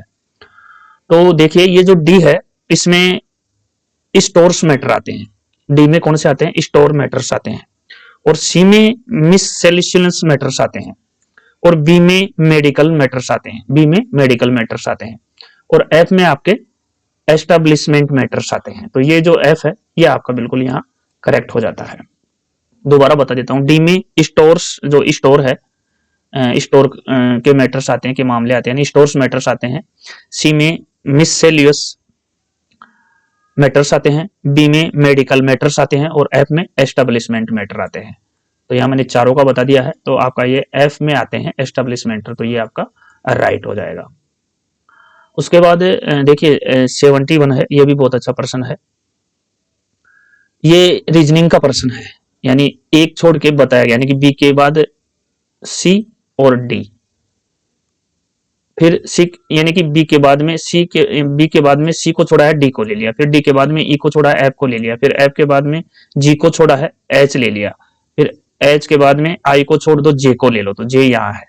फिर उसी प्रकार हम बात करेंगे, सी के बाद में डी को छोड़ दिया, ई को ले लिया, फिर एफ को छोड़ दिया, जी को ले लिया, फिर एच को छोड़ आई एच को एफ जी एच को छोड़ दिया, आई को ले लिया, और आई के बाद में जे को छोड़ दिया, के को ले लिया। फिर उसी प्रकार बी के बाद में डी, डी के बाद में एफ, एफ के बाद में एच, एच के बाद में जे, यानी कि एक को छोड़ा है और अगला ले लिया, यानी प्लस इसमें एक कर दिया, यानी कि सी के बाद में डी को छोड़ा है, उसको नेक्स्ट ले लिया, तो जे के जे। बड़ा इजी प्रश्न है, बड़ा ही रीजनिंग का आसानी से प्रश्न है, तो इसमें जे के जे ये सीरीज बन जाएगी। आप इसको वैसे भी हल कर सकते हैं, बी के बाद में दूसरे एक को छोड़ा, सी को छोड़ा, डी ले लिया, और डी के बाद में फिर ई को छोड़ा, एफ ले लिया, फिर एफ के बाद में एच को छोड़ा, एफ जी, जी को छोड़ा, एच ले लिया, तो उस हिसाब से फिर ये जे आ जाएगा। उसी हिसाब से सी के बाद में डी को छोड़ा, ई ले लिया, ई के बाद में एफ को छोड़ा, जी ले लिया, जी के बाद में जी एच को छोड़ दिया, आई को ले लिया, आई के बाद में फिर एक अक्षर छोड़ दिया, के को ले लिया, यानी कि आई के बाद में आई यानी नो, यानी जे, जे को छोड़ दिया, के ले लिया। फिर उसी हिसाब से जो इसमें फिर नेक्स्ट बनता है, बी के बाद में सी को छोड़ दिया, डी, फिर वही जो फर्स्ट वाली सीरीज बनती है, तो वही जे आ जाता है इसमें। तो ये जे के जे आपका जो रीजनिंग का प्रश्न है बिल्कुल ये हो जाता है, यानी ऑप्शन जो ए है जे के जी इसमें बिल्कुल करेक्ट हो जाता है। इजी क्वेश्चन है रेलवे का, बिल्कुल आसान है, कर सकते हैं। रीजनिंग है जी। भारतीय रेलवे की उस महिला भारोत्तोलक का नाम बताइए जिसने टोक्यो ओलंपिक में रजत पदक जीता। तो ये मीराबाई चानू आपका राइट आंसर हो जाएगा। नेक्स्ट है न्यूनतम मजदूरी अधिनियम का कौन सा खंड न्यूनतम समय दर को निर्धारित करता है। देखिए न्यूनतम मजदूरी अधिनियम बना था 1948 में, और इसमें न्यूनतम समय दर को निर्धारित करता है। तो खंड 3(2) है, इसके लिए खंड 3 आता है, खंड 3 और किसी में दिया भी नहीं है, ये 5 है, ये 2 है। तो न्यूनतम समय दर को जो निर्धारित करता है वो खंड 3 का 2 करता है। तो आपका खंड 3(2) हो जाएगा, सेक्शन 3(2) हो जाएगा। यही आपका आंसर यहाँ राइट हो जाएगा। उसके बाद देखिए अनुशासन एवं अपील नियम कब से प्रभावी है। देखिए बहुत ही अच्छा प्रश्न है। डर, दैट ऑफ इफेक्ट ऑफ डर, डर बोलते हैं इसको साधारण भाषा में, यानी discipline and appeal rule 1 October 1968। Discipline and, वैसे ये पूरा है, the railway servant discipline and appeal rule 1 October 1968। तो 1 अक्टूबर 1968 कहाँ है, ये रहा 1 अक्टूबर 1968, यहाँ बैठा है, ऑप्शन डी में बैठा है 1 अक्टूबर 1968। अच्छा इसमें क्या है, the railway servants discipline and appeal rule 1 October 1968। इसमें क्या है, टोटल 31 नियम है, 31 नियम है, भाग इसमें 7 है, भाग इसमें 7 है, 7 भाग में टोटल 31 नियम है, यानी कि नियमों की संख्या 31 है, भाग पार्ट है जो 7 है, 7 भागों में बटे हुए हैं, टोटल 31 नियम है। 1 अक्टूबर 1968 से ये प्रभावी है, और डीआर का फुल फॉर्म होता है the railway servant discipline and appeal rule 1 October 1968। तो यहाँ 4-5% जो बढ़ते हैं, भाग 7 नियम टोटल 31, इसकी दैट प्रभावी 1/10/1968 और डर की फुल फॉर्म, ये मैंने आपको क्लियर कर दिया है। उसके बाद देखिए बहुत ही अच्छा प्रश्न है, क्या बोल रहा है 75 बोल रहा है an item of work connected with the main work can be added to the estimate through what is the portal for online monitoring of railway budget account. ये 76 आ गया। मुख्य कार्य से जुड़े कार्य की एक वस्तु को अनुमान के माध्यम से जोड़ा जा सकता है। तो इसमें क्या आएगा, इसमें तो सप्लीमेंट्री एस्टिमेट आ जाएगा, यानी अनुपूरक अनुमान, अनुपूरक अनुमान, ये यहाँ आपका राइट आंसर हो जाएगा। उसके बाद हम बात करेंगे रेल बजट घोषणाओं की ऑनलाइन निगरानी के लिए कौन सा पोर्टल है। What is the portal for online monitoring of railway budget announcement. इसके लिए जो ई समीक्षा है ये पोर्टल है, ऑप्शन जो बी है ये आपका यहाँ करेक्ट हो जाता है, ई समीक्षा। ऑनलाइन निगरानी के लिए रेल बजट की घोषणाओं के ऑनलाइन निगरानी के लिए ई समीक्षा, बहुत अच्छा प्रश्न है। चलिए इसके बाद हम बात करेंगे 77 की, किस वर्ष में पारिवारिक पेंशन शुरू किया गया था। तो ये पारिवारिक पेंशन है, ये आपके 1/1/1964, 1/1/1964 को पारिवारिक पेंशन शुरू की गई थी। तो 1964 आपका यहाँ बिल्कुल राइट आंसर बन जाता है। उसके बाद SRPF विकल्पधारियों की विधवाओं को एक्स ग्रेटिया पेमेंट किस तिथि से दिया जा रहा है। तो ये आपके 1 जनवरी 1986, 1/1/1986 से दिया जा रहा है विधवाओं को एक्स ग्रेटिया पेमेंट, 1/1/1986 से, ये तो आपको याद रखना पड़ेगा। उसके बाद हम कंपनसेशन एक्ट WCA की बात करते हैं, the वर्कमैन्स compensation act 1923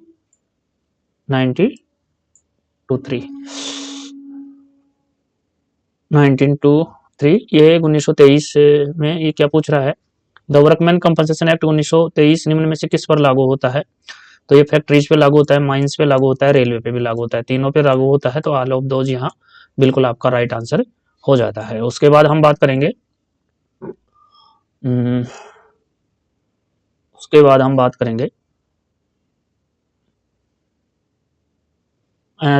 under which rule of railway service conduct rules movable and immovable properties mention. Rail सेवा आचरण के किस नियम के तहत अचल संपत्ति के बारे में उल्लेख है। तो मैंने आपको बताया था रूल नंबर 18 इसमें आता है। और 17 की बात करें, दिवालियापन या ऋण से ग्रस्त, दिवालियापन या ऋण से ग्रस्त अगर कोई कर्मचारी हो गया है तो प्रशासन को सूचित करे, ये रूल नंबर 17 में है। आलोचना दुष्परिणाम चरित्रहीनता से संबंधित जो रूल है वो रूल नंबर 19 में है। और ये जो 22A है, ये किसी भी कारखाने में 14 साल से कम बच्चे को कार्य पर नहीं लगाने से संबंधित है, यानी कि 14 साल से कम बच्चे को किसी भी कारखाने में कार्य पे नहीं लगाया जा सकता है। ये 22A में है। तो यहाँ चल अचल संपत्ति के बारे में पूछा था। अगर यही पूछता विदेशों में संपत्ति के बारे में, विदेशों में चल अचल संपत्ति खरीदना, विदेशों में संपत्ति रखना, इससे संबंधित आपका 18A है। इससे संबंधित आपका 18A है। यहाँ चल अचल संपत्ति के बारे में पूछा था, इसलिए रूल 18 नंबर हो जाएगा। तो ये जो नियम 18 है, ये आपका करेक्ट आंसर है। उसके बाद बहुत ही अच्छा प्रश्न है और हर परीक्षाओं में ये रिपीट होता रहता है कि सीधी भर्ती किस ग्रुप में नहीं की जाती। देखिए रेलवे में जो ग्रुप है, ए जो ग्रुप है वो ऑफिसर ग्रुप है, उसको दो ग्रुप हैं ऑफिसर के। रेलवे में दो ग्रुप हैं ऑफिसर के, ग्रुप ए ऑफिसर और ग्रुप बी ऑफिसर। रेलवे में जो ऑफिसर के ग्रुप हैं वो दो हैं, ग्रुप ए ऑफिसर और ग्रुप बी ऑफिसर। जो ये ग्रुप बी ऑफिसर है इसमें सीधी भर्ती नहीं की जाती है, ये आप यहाँ ध्यान रखें। तो ग्रुप बी है, इसमें सीधी भर्ती नहीं की जाती है। तो ग्रुप बी आपका ये आंसर बिल्कुल करेक्ट हो जाता है। उसके बाद हम बात करेंगे राजभाषा नियम 1976 की। देखिए राजभाषा नियम में 17 जुलाई 1976 को बना था। राजभाषा जो नियम है वो 1976 को बना था, पहला प्रश्न। दूसरा, इसमें 12 नियम है। तीसरा, ये अब तक 3 बार संशोधित हो गया है। पहली बार ये 1987 में संशोधित हुआ, दूसरी बार ये 2007 में संशोधित हुआ और तीसरी बार ये 2016 में संशोधित हुआ। 3 बार ये अब तक संशोधित हो चुका है, 2011 में, सॉरी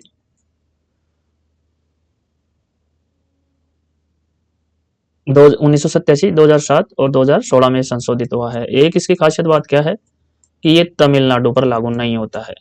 यह तमिलनाडु पर लागू नहीं होता है, तमिलनाडु पर ये लागू नहीं होता है। इसकी जो नियम 5 है, जो इसका नियम 5 है उसमें यह है कि हिंदी में प्राप्त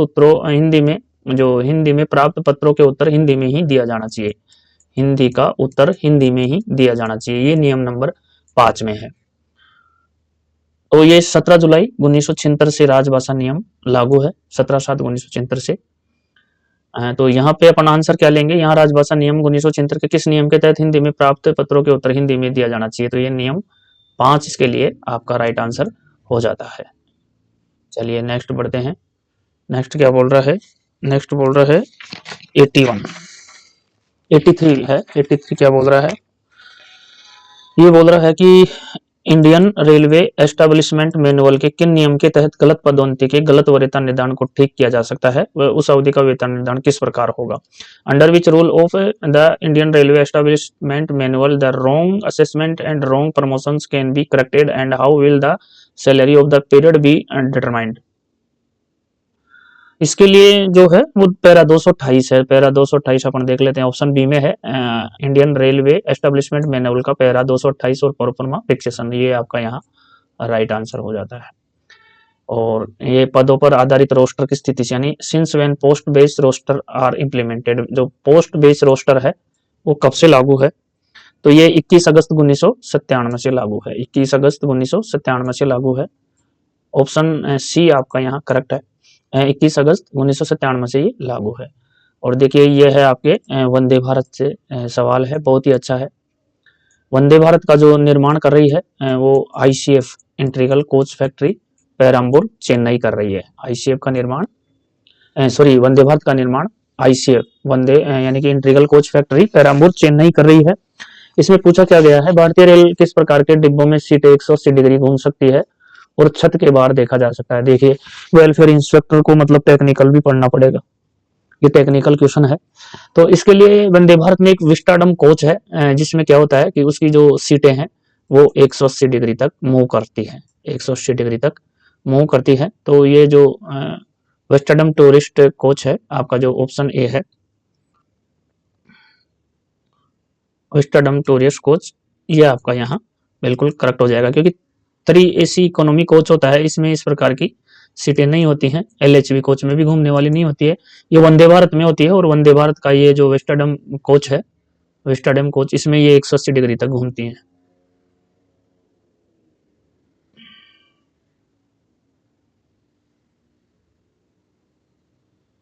नेक्स्ट है minor heads in work segments are known as, यानी कि कार्यखंडों में मामूली शीर्ष के रूप में जाना जाता है। तो इसके लिए योजना शीर्ष यानी प्लान हेड कार्यखंडों में मामूली शीर्ष के रूप में जाना जाता है, यानी minor heads in work segments are known, तो इसके लिए प्लान हेड आ जाएगा पीएच, योजना शीर्ष। यही आपका उत्तर है। कर्मचारियों के निवास स्थान से स्कूल स्टेशन तक कितने किलोमीटर के लिए स्कूल कार्ड पास दिया जाता है? तो कार्ड पास 40 किलोमीटर के लिए दिया जाता है। जो कार्ड पास दिया जाता है वो जो खुद का कर्मचारी का निवास स्थान है उससे 40 किलोमीटर तक के लिए कार्ड पास दिया जाता है।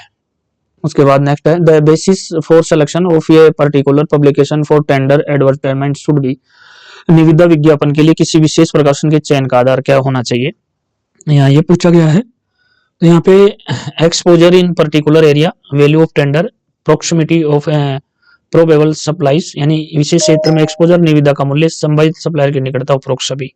तो यहाँ पे उपरोक्त सभी आपका राइट आंसर हो जाएगा। इस नियम में हिंदी में प्रवीणता की परिभाषा दी गई है, राजभाषा का प्रश्न है। ये जो हिंदी में प्रवीणता की जो परिभाषा दी गई है वो नियम 9 में दी गई है। नियम जो 9 नंबर है ये आपका यहाँ करेक्ट हो जाएगा। वर्कशॉप स्टाफ को कितने प्रतिबंधित अवकाश आरएच, आरएच का मतलब होता है रेस्ट्रिक्टेड हॉलीडे, कितने आरएच मिलता है? तो वर्कशॉप स्टाफ को कोई आरएच नहीं मिलता है, यानी नील जो लिख रखा है ये आपका बिल्कुल करेक्ट हो जाता है। आरएच वर्कशॉप स्टाफ को नहीं मिलता है, तो ये 0 शून्य यानी नील हो जाएगा आपका। उसके बाद रेलवे मुख्यालय स्तर पर मीडिया को मिलने के लिए अधिकृत कौन है? तो ये जनरल मैनेजर और सीपीआरओ दोनों हैं। तो यहाँ बोथ ए एंड बी दोनों आपका राइट आंसर हो जाएगा। उसके बाद 92 है भारतीय रेल अधिनियम 1989 के किस सेक्शन के तहत ट्रेन एवं रेलवे परिसर में धूम्रपान दंडनीय है? बहुत ही अच्छा प्रश्न है।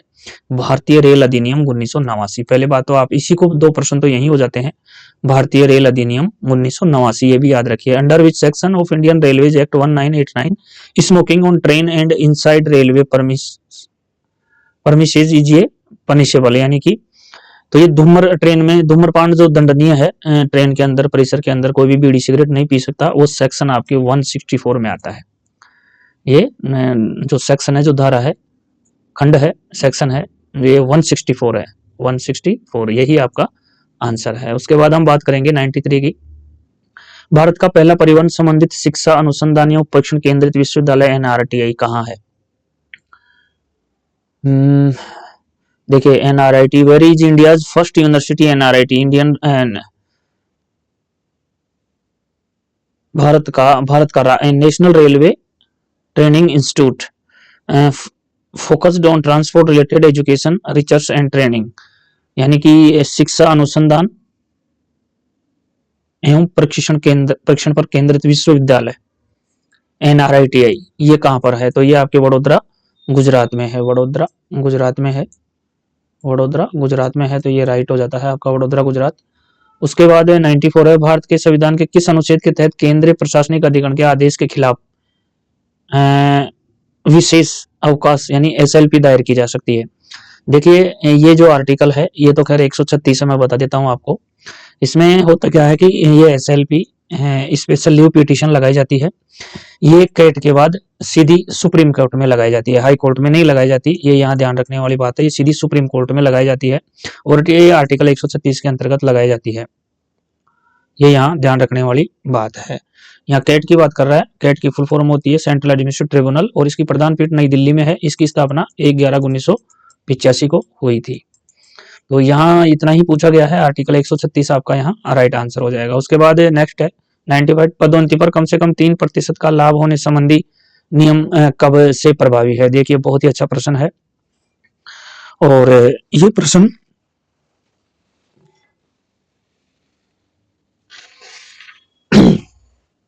यानी कि what is the date of the effect of getting the benefit of at least 3% on promotion? देखिए 3% का जो पदोन्नति पर जो नियम था वो 1/1/2006 यानी कि ये 6 पे कमीशन से आया था। 1/1/2006 से 6 पे कमीशन लग गया था। उस समय आपकी जब पदोन्नति होगी तो पदोन्नति पर आपको 3% का इंक्रीमेंट एक इंक्रीमेंट दिया जाएगा पदोन्नति पर। तो ये 3% का जो नियम है वो 1/1/2006 से लागू है। तो 1/1/2006 आप ये डेट याद रखें। उसके बाद बहुत ही अच्छा प्रश्न है, देखो एचबीए से हाउस बिल्डिंग एडवांस, एचबीए का लोन है ये, यानी मकान निर्माण अग्रिम की कटौती कितने किस्तों में की जाती है? देखिए ये टोटल 240 किस्त होती है। मैं बता दूं आपको एचबीए के लिए house building allowance how much house building allowance होता है मकान निर्माण अग्रिम की, तो ये इसके लिए क्या होता है, टोटल 240 किस्त होती हैं। 240 में क्या होता है, 180 किस्त होती हैं जो मूल होती हैं और 60 किस्तें होती हैं जो ब्याज की होती हैं, तो ये टोटल मिला के 240 होती हैं। अब इसमें कई बार वो कुल पूछ लेता है तो कुल के लिए 240 हो जाएगा, कई बार वो मूल पूछ लेता है तो मूल के लिए 180 हो जाएगा, कई बार वो ब्याज की किस्तें पूछ लेता है तो ब्याज की किस्तों के लिए 60 हो जाएगा। इसमें क्या पूछा है, इसमें पूछा है मकान निर्माण अग्रिम की कटौती कितने किस्तों में की जाती है, तो इसमें कितने किस्तों में टोटल पूछा है, तो टोटल में आपका 240 आ जाएगा, टोटल में आपका 240 हो जाएगा। तो अधिकतम 240, मैक्सिमम 240, तो यहाँ आपका आंसर हो जाएगा अधिकतम 240। इसमें मूल भी दिया हुआ है और ब्याज भी दिया हुआ है। कई बार ये केवल ब्याज की पूछ लेता है तो आपका आंसर 60 हो जाएगा, कई बार ये मूल किस्तें पूछ लेता है तो 180 हो जाएगा। चलिए उसके बाद हम बात करेंगे 97, केंद्र सरकार के नियंत्रणाधीन सभी उपक्रमों, निगमों, निकायों और राष्ट्रीयकृत बैंकों को हिंदी के अनिवार्य प्रशिक्षण के दायरे में कब लाया गया। देखिए इस प्रश्न की कोई इंग्लिश नहीं है, इधर भी हिंदी है और इधर भी हिंदी है। केंद्र सरकार के नियंत्रणाधीन सभी उपक्रमों, निगमों, निकायों और राष्ट्रीयकृत बैंकों को हिंदी के अनिवार्य प्रशिक्षण के दायरे में कब लाया गया।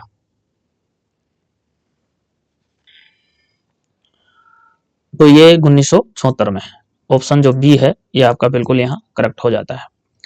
उसके बाद बहुत ही अच्छा प्रश्न है 98, और ये आपको आता भी होगा, वर्क्स प्रोग्राम किस डिमांड नंबर के तहत तैयार किया जाता है, तो ये 16 प्लान हेड नहीं, डिमांड पूछ रहा है यहाँ पे, डिमांड नंबर पूछ रहा है, तो डिमांड 16 आपका राइट आंसर हो जाता है।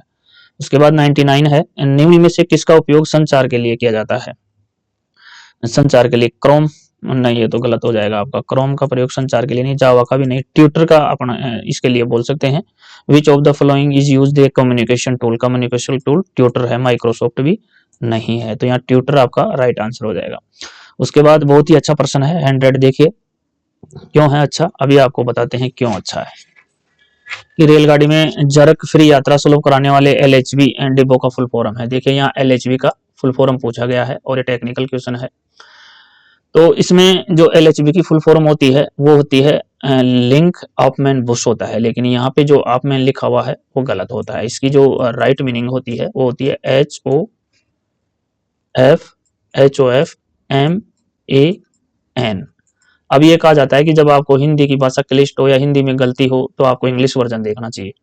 तो इंग्लिश वर्जन में भी हम यहाँ देखें तो लिंक ऑफमैन, तो यहाँ ऑफमैन की जो स्पेलिंग है वो मिस्टेक है, गलत है। तो यहाँ पे जो राइट इसका जो उत्तर बनता है वो बनता है लिंक ऑफमैन बुश। अब बुश का यहाँ ठीक है BUSCH होता है, लिंक का भी ठीक है LINKE होता है, LINKE होता है। ऑफमैन का जो राइट इंग्लिश है वो ये है HOFMANN। तो इसका मतलब ये उत्तर भी यहाँ गलत है, तो इनमें से कोई नहीं उत्तर आएगा। हालांकि इस पेपर की आंसर की में इसका उत्तर जो दे रखा है वो भी दे रखा है लिंक ऑफमैन बुस्क, लेकिन अंग्रेजी का ये स्पेलिंग गलती होने के कारण मैं इस उत्तर को चुन रहा हूं, नॉन ऑफ दीज। आपकी इसमें क्या राय है आप कमेंट्स में बता सकते हैं। हालांकि इस प्रश्न को देखा जाए तो लिंक ऑफमैन बुश इसको सही मान सकते हैं, लेकिन जब ऐसा पेज फंसता है तो हमेशा जो वर्जन देखा जाता है वो अंग्रेजी वर्जन देखा जाता है, तो यहाँ पे अंग्रेजी वर्जन गलत है, क्योंकि ऑफमैन का जो राइट स्पेलिंग है वो ये है HOFMANN। यहाँ पे लिंक ऑफमैन बुश के हिसाब से ठीक है हम हिंदी कर देते हैं, तो यहाँ उत्तर डी भी लिया जा सकता है और यहाँ उत्तर बी भी लिया जा सकता है। अब इसमें आपकी राय आप कमेंट्स के दौरान बता सकते हैं। रेलवे बोर्ड में हिंदी संसद अनुभाग का गठन कब हुआ था, तो ये 1960 में हुआ था। जो रेलवे बोर्ड में है हिंदी संसद अनुभाग का गठन 1960 में हुआ था। ये आपका उत्तर यहाँ पे राइट है।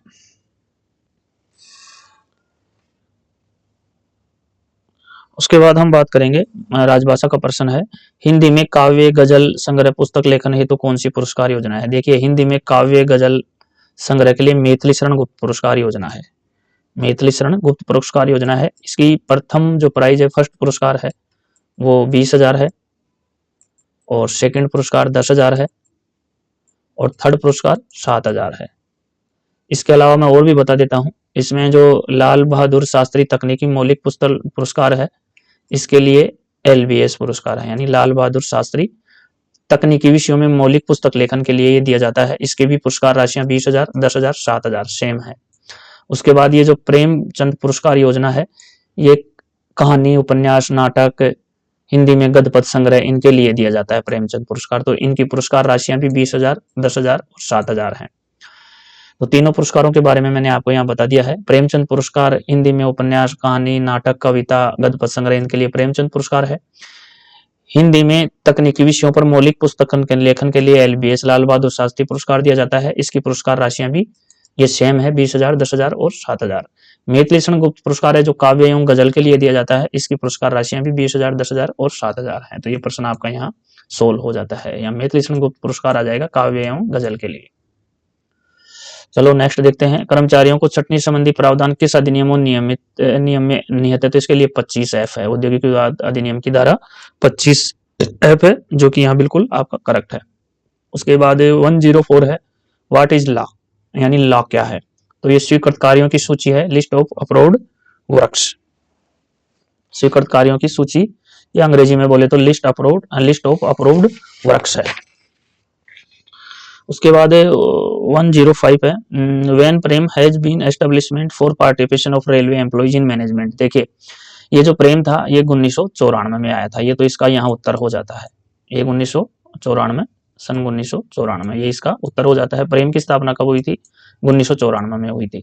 अब यहाँ प्रेम की फुस्ट फॉर्म भी आप याद रखिए, कई बार ये भी पूछी जाती है। तो P से पार्टिसिपेशन, फिर यहाँ ऑफ आ जाता है, और R से रेलवे, E से एम्प्लॉइज, बीच में इन आ जाता है, फिर M से मैनेजमेंट, यानी participation of railway employees in management, ये इसकी फुल फॉर्म होती है। तो फुल फॉर्म भी ध्यान रखिए, और इसका जो ईयर है 1994, ये दोनों आप फुल फॉर्म और ईयर दोनों ज्यादा पढ़ने की जरूरत नहीं है। एक तो ईयर याद रखिए 1994 और इसकी फुल फॉर्म, ये दोनों पूछे जाते हैं। 106 है, विकोटीकृत कर्मचारियों की अन्य कैडर में समाहिन होने पर वरीयता का निर्धारण किस नियम के तहत किया जाता है? बहुत ही अच्छा प्रश्न है।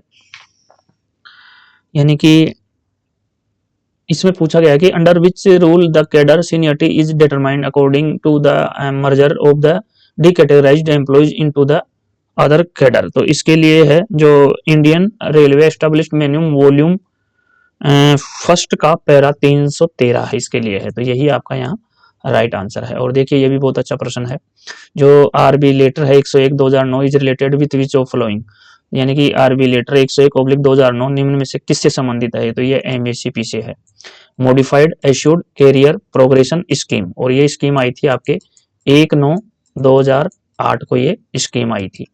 इस स्कीम में क्या है? इस स्कीम में कर्मचारी को 3 वित्तीय फायदे दिए जाते हैं, 3 वित्तीय फायदे दिए जाते हैं, 3 वित्तीय फायदे दिए जाते हैं, यानी फाइनेंशियली फायदे दिए जाते हैं। कब दिए जाते हैं? ये 10-10 साल के अंतराल पे दिए जाते हैं। पूरी सर्विस में 3 बार दिए जाते हैं, और 3 बार में ये 10-10 साल के अंतराल पे दिए जाते हैं। इसके लिए क्या जरूरी है? इसके लिए ये जरूरी है कि जब ये 7 पे कमीशन आया था, 1/1/2016 में 7 पे कमीशन आया था, उसमें 25 जुलाई 2016 को ये बेंचमार्क किया गया था कि MACP के लिए कम से कम जो APR है वो वेरी गुड होना जरूरी है। वो क्या जरूरी है? वेरी गुड, कम से कम वेरी गुड होना जरूरी है। अब इसमें होता क्या है, 3 वित्तीय फायदे दिए जाते हैं, आपका पद चेंज नहीं किया जाता, केवल अगला ग्रेड दे दिया जाता है। जैसे मान लीजिए आप 2800 में आए, तो 10 साल तक आपका प्रमोशन नहीं हुआ तो आपको 4200 ग्रेड पे दे दिया जाएगा। फिर मान लिया आपका 10 साल तक प्रमोशन नहीं होता है तो फिर आपको 4600 ग्रेड पे दे दिया जाएगा। यानी कि हर 10 साल पे आपको वित्तीय लाभ दिए जाते हैं, यानी कि आपको अगला ग्रेड दे दिया जाता है। पद इसमें वही रहता है, पद चेंज नहीं होता है। ऐसा नहीं है कि आप टेक्नीशियन आए और जेई बन गए, और ऐसा भी नहीं है कि आप क्लर्क में आए और वेलफेयर इंस्पेक्टर बन गए, ऐसा भी नहीं है। पद चेंज नहीं होता है, केवल अगला ग्रेड दे दिया जाता है। यदि आपका प्रमोशन नहीं होता है तो 10 साल पे ये लागू हो जाता है, अगले 10 साल पे आपको दे दिया। इसके लिए 25 जुलाई 2016 से जरूरी है कि APR का आपका कम से कम वेरी गुड होना जरूरी है MACP के लिए। तो ये जानकारी थी। तो यहाँ पूछा क्या था? यहाँ पूछा था भाई ये जो RB लेटर 101/2000 है निम्न में से किससे संबंधित है? तो ये MACP से संबंधित है। चलिए 108 की बात करेंगे। ऑन बोर्डिंग मॉड्यूल भारतीय रेल की किस गतिविधि को दर्शाता है? तो ये रेलवे में नए कर्मचारियों की नियुक्ति जो होती है उससे संबंधित है। रेलवे में नए कर्मचारियों की नियुक्ति से संबंधित है। ऑन बोर्डिंग मॉड्यूल भारतीय रेलवे की किस गति को दर्शाता है? तो रेलवे में जो नए कर्मचारी नियुक्त होते हैं उससे संबंधित है। यानी onboarding module is related to which activity of Indian Railways, related with joining in formalities of new joinees in Indian Railway. तो ये आपका राइट आंसर हो जाता है। उसके बाद 109 है, what is the full meaning of SLP. देखो एसएलपी का यहाँ फुल फॉर्म पूछ लिया गया है, यानी स्पेशल लीव पिटिशन होता है, स्पेशल लीव पिटिशन होता है। इससे आपका स्पेशल, एल से लीव और पी से पिटिशन। और ये कैट के बाद सीधे कहाँ लगाई जाती है, कैट के बाद ये हाई कोर्ट में नहीं लगाई जाती है, कैट के बाद ये हाई कोर्ट में यानी एससी में नहीं लगाई जाती है, ये कैट के बाद सीधे कहाँ लगाई जाती है, सुप्रीम कोर्ट में लगाई जाती है। ये भी यहाँ पूछा जाता है, तो इसका भी ध्यान रखें। चलिए 110 है, 110 क्या बोल रहा है, who has the power to relax lower age limit for CG appointment up to 1 year compensation ground, यानी who has the power to relax lower age limit for CG. देखो मैं इसका बताता हूँ, बहुत अच्छे तरीके से आपको बताता हूँ। ये बोल रहा है कि अनुपम का आधार पर नियुक्ति के लिए न्यूनतम आयु में, देखिए न्यूनतम आयु में बोल रहा है, न्यूनतम की बात करें तो न्यूनतम जो रेलवे में भर्ती की आयु है वो है 18 वर्ष, यानी कि 18 साल कम से कम होनी चाहिए रेलवे में नौकरी करने के लिए। लेकिन यहाँ पे दो पावर दे रखी है, दो पावर किसको दे रखी है, एक तो जीएम को दे रखी है और एक पावर यहाँ रेलवे बोर्ड को दे रखी है। क्या पावर दे रखी है, यदि न्यूनतम आयु में हमें जीएम क्या कर सकता है, 1 साल की छूट दे सकता है सीजी अपॉइंटमेंट पे। ये ध्यान रखना जरूरी है यहाँ, सीजी अपॉइंटमेंट पे। सीजी अपॉइंटमेंट वो होता है साथियों जिसमें रेलवे कर्मचारी की मृत्यु होती है, तो उस रेलवे कर्मचारी की मृत्यु की जगह उसका बेटा, बेटी और उसकी पत्नी जो सीजी अपॉइंटमेंट पे आते हैं उनको जैसे बच्चा है तो अगर यहाँ न्यूनतम जो एज है वो 18 वर्ष है, लेकिन जीएम साहब को 1 साल की छूट है न्यूनतम आयु में, यानी कि जीएम साहब उस कर्मचारी के बच्चे को, आश्रित को 17 साल की एज में भी नौकरी पे लगा सकता है। ये 1 साल की छूट किसके पास है, जीएम साहब के पास है। अब 1 साल की छूट के बजाय एक छूट और है रेलवे बोर्ड को, जीएम साहब को तो 1 साल की छूट है और रेलवे बोर्ड को 2 साल की छूट है, यानी रेलवे बोर्ड इसमें 2 साल की छूट कर सकता है और जीएम साहब 1 साल की छूट कर सकते हैं। इसका मतलब ये हुआ कि जब रेलवे में नौकरी के लिए कम से कम 18 वर्ष चाहिए तो 1 साल की छूट जीएम दे सकता है, तो जीएम 17 की एज में भी रेलवे में नौकरी दे सकता है और जो रेलवे बोर्ड है वो 2 साल की छूट दे सकता है न्यूनतम में, तो इसका मतलब रेलवे बोर्ड उसको 16 साल की एज में भी रेलवे में नौकरी दे सकता है। तो ये कहानी थी यहाँ, अब आपके समझ में आ गई होगी। यही पूछा है कि न्यूनतम आयु सीमा में 1 वर्ष तक की छूट का अधिकार किसको है, तो ये महाप्रबंधक को है, ये महाप्रबंधक को है, जीएम को 1 साल की। लेकिन 1 साल से ज्यादा, 1 साल से ज्यादा का मतलब 1 साल से लेकर 2 साल तक, तो 2 साल तक की छूट किसके पास है, रेलवे बोर्ड के पास है और 1 साल की जीएम के पास है। यही प्रश्न था आपका ये, तो इसमें 1 साल के लिए पूछा था इसलिए जीएम साहब हो जाएंगे। अगर यहाँ 2 साल का पूछता तो फिर आपका आंसर रेलवे बोर्ड हो जाता, फिर आपका आंसर रेलवे बोर्ड हो जाता। तो इसी के साथ ये पेपर खत्म करते हैं साथियों। और ये वेलफेयर इंस्पेक्टर का पेपर था जो कि आपका पूरा हो चुका है, कंप्लीट पेपर का अपन ने सॉल्यूशन कर लिया है। यदि आपको वेलफेयर इंस्पेक्टर से संबंधित स्टडी मटेरियल की जरूरत है, पेपर्स की जरूरत है, आप ग्रुप में एडमिट होना चाहते हैं या किसी प्रकार की इंक्वायरी करना चाहते हैं तो 24 आवर्स 8003826 पर आप कभी भी 24 घंटे कॉल कर सकते हैं या मैसेज छोड़ सकते हैं, कॉल कर सकते हैं या मैसेज छोड़ सकते हैं। जो स्क्रीन पे नंबर चल रहा है वो व्हाट्सएप नंबर है, आप मैसेज कर सकते हैं, कॉल कर सकते हैं। तो चलिए साथियों हम फिर मिलेंगे एक नए वेलफेयर इंस्पेक्टर के पेपर में, तब तक आज्ञा दीजिए, नमस्कार, thank you very much, thanks for watching this video.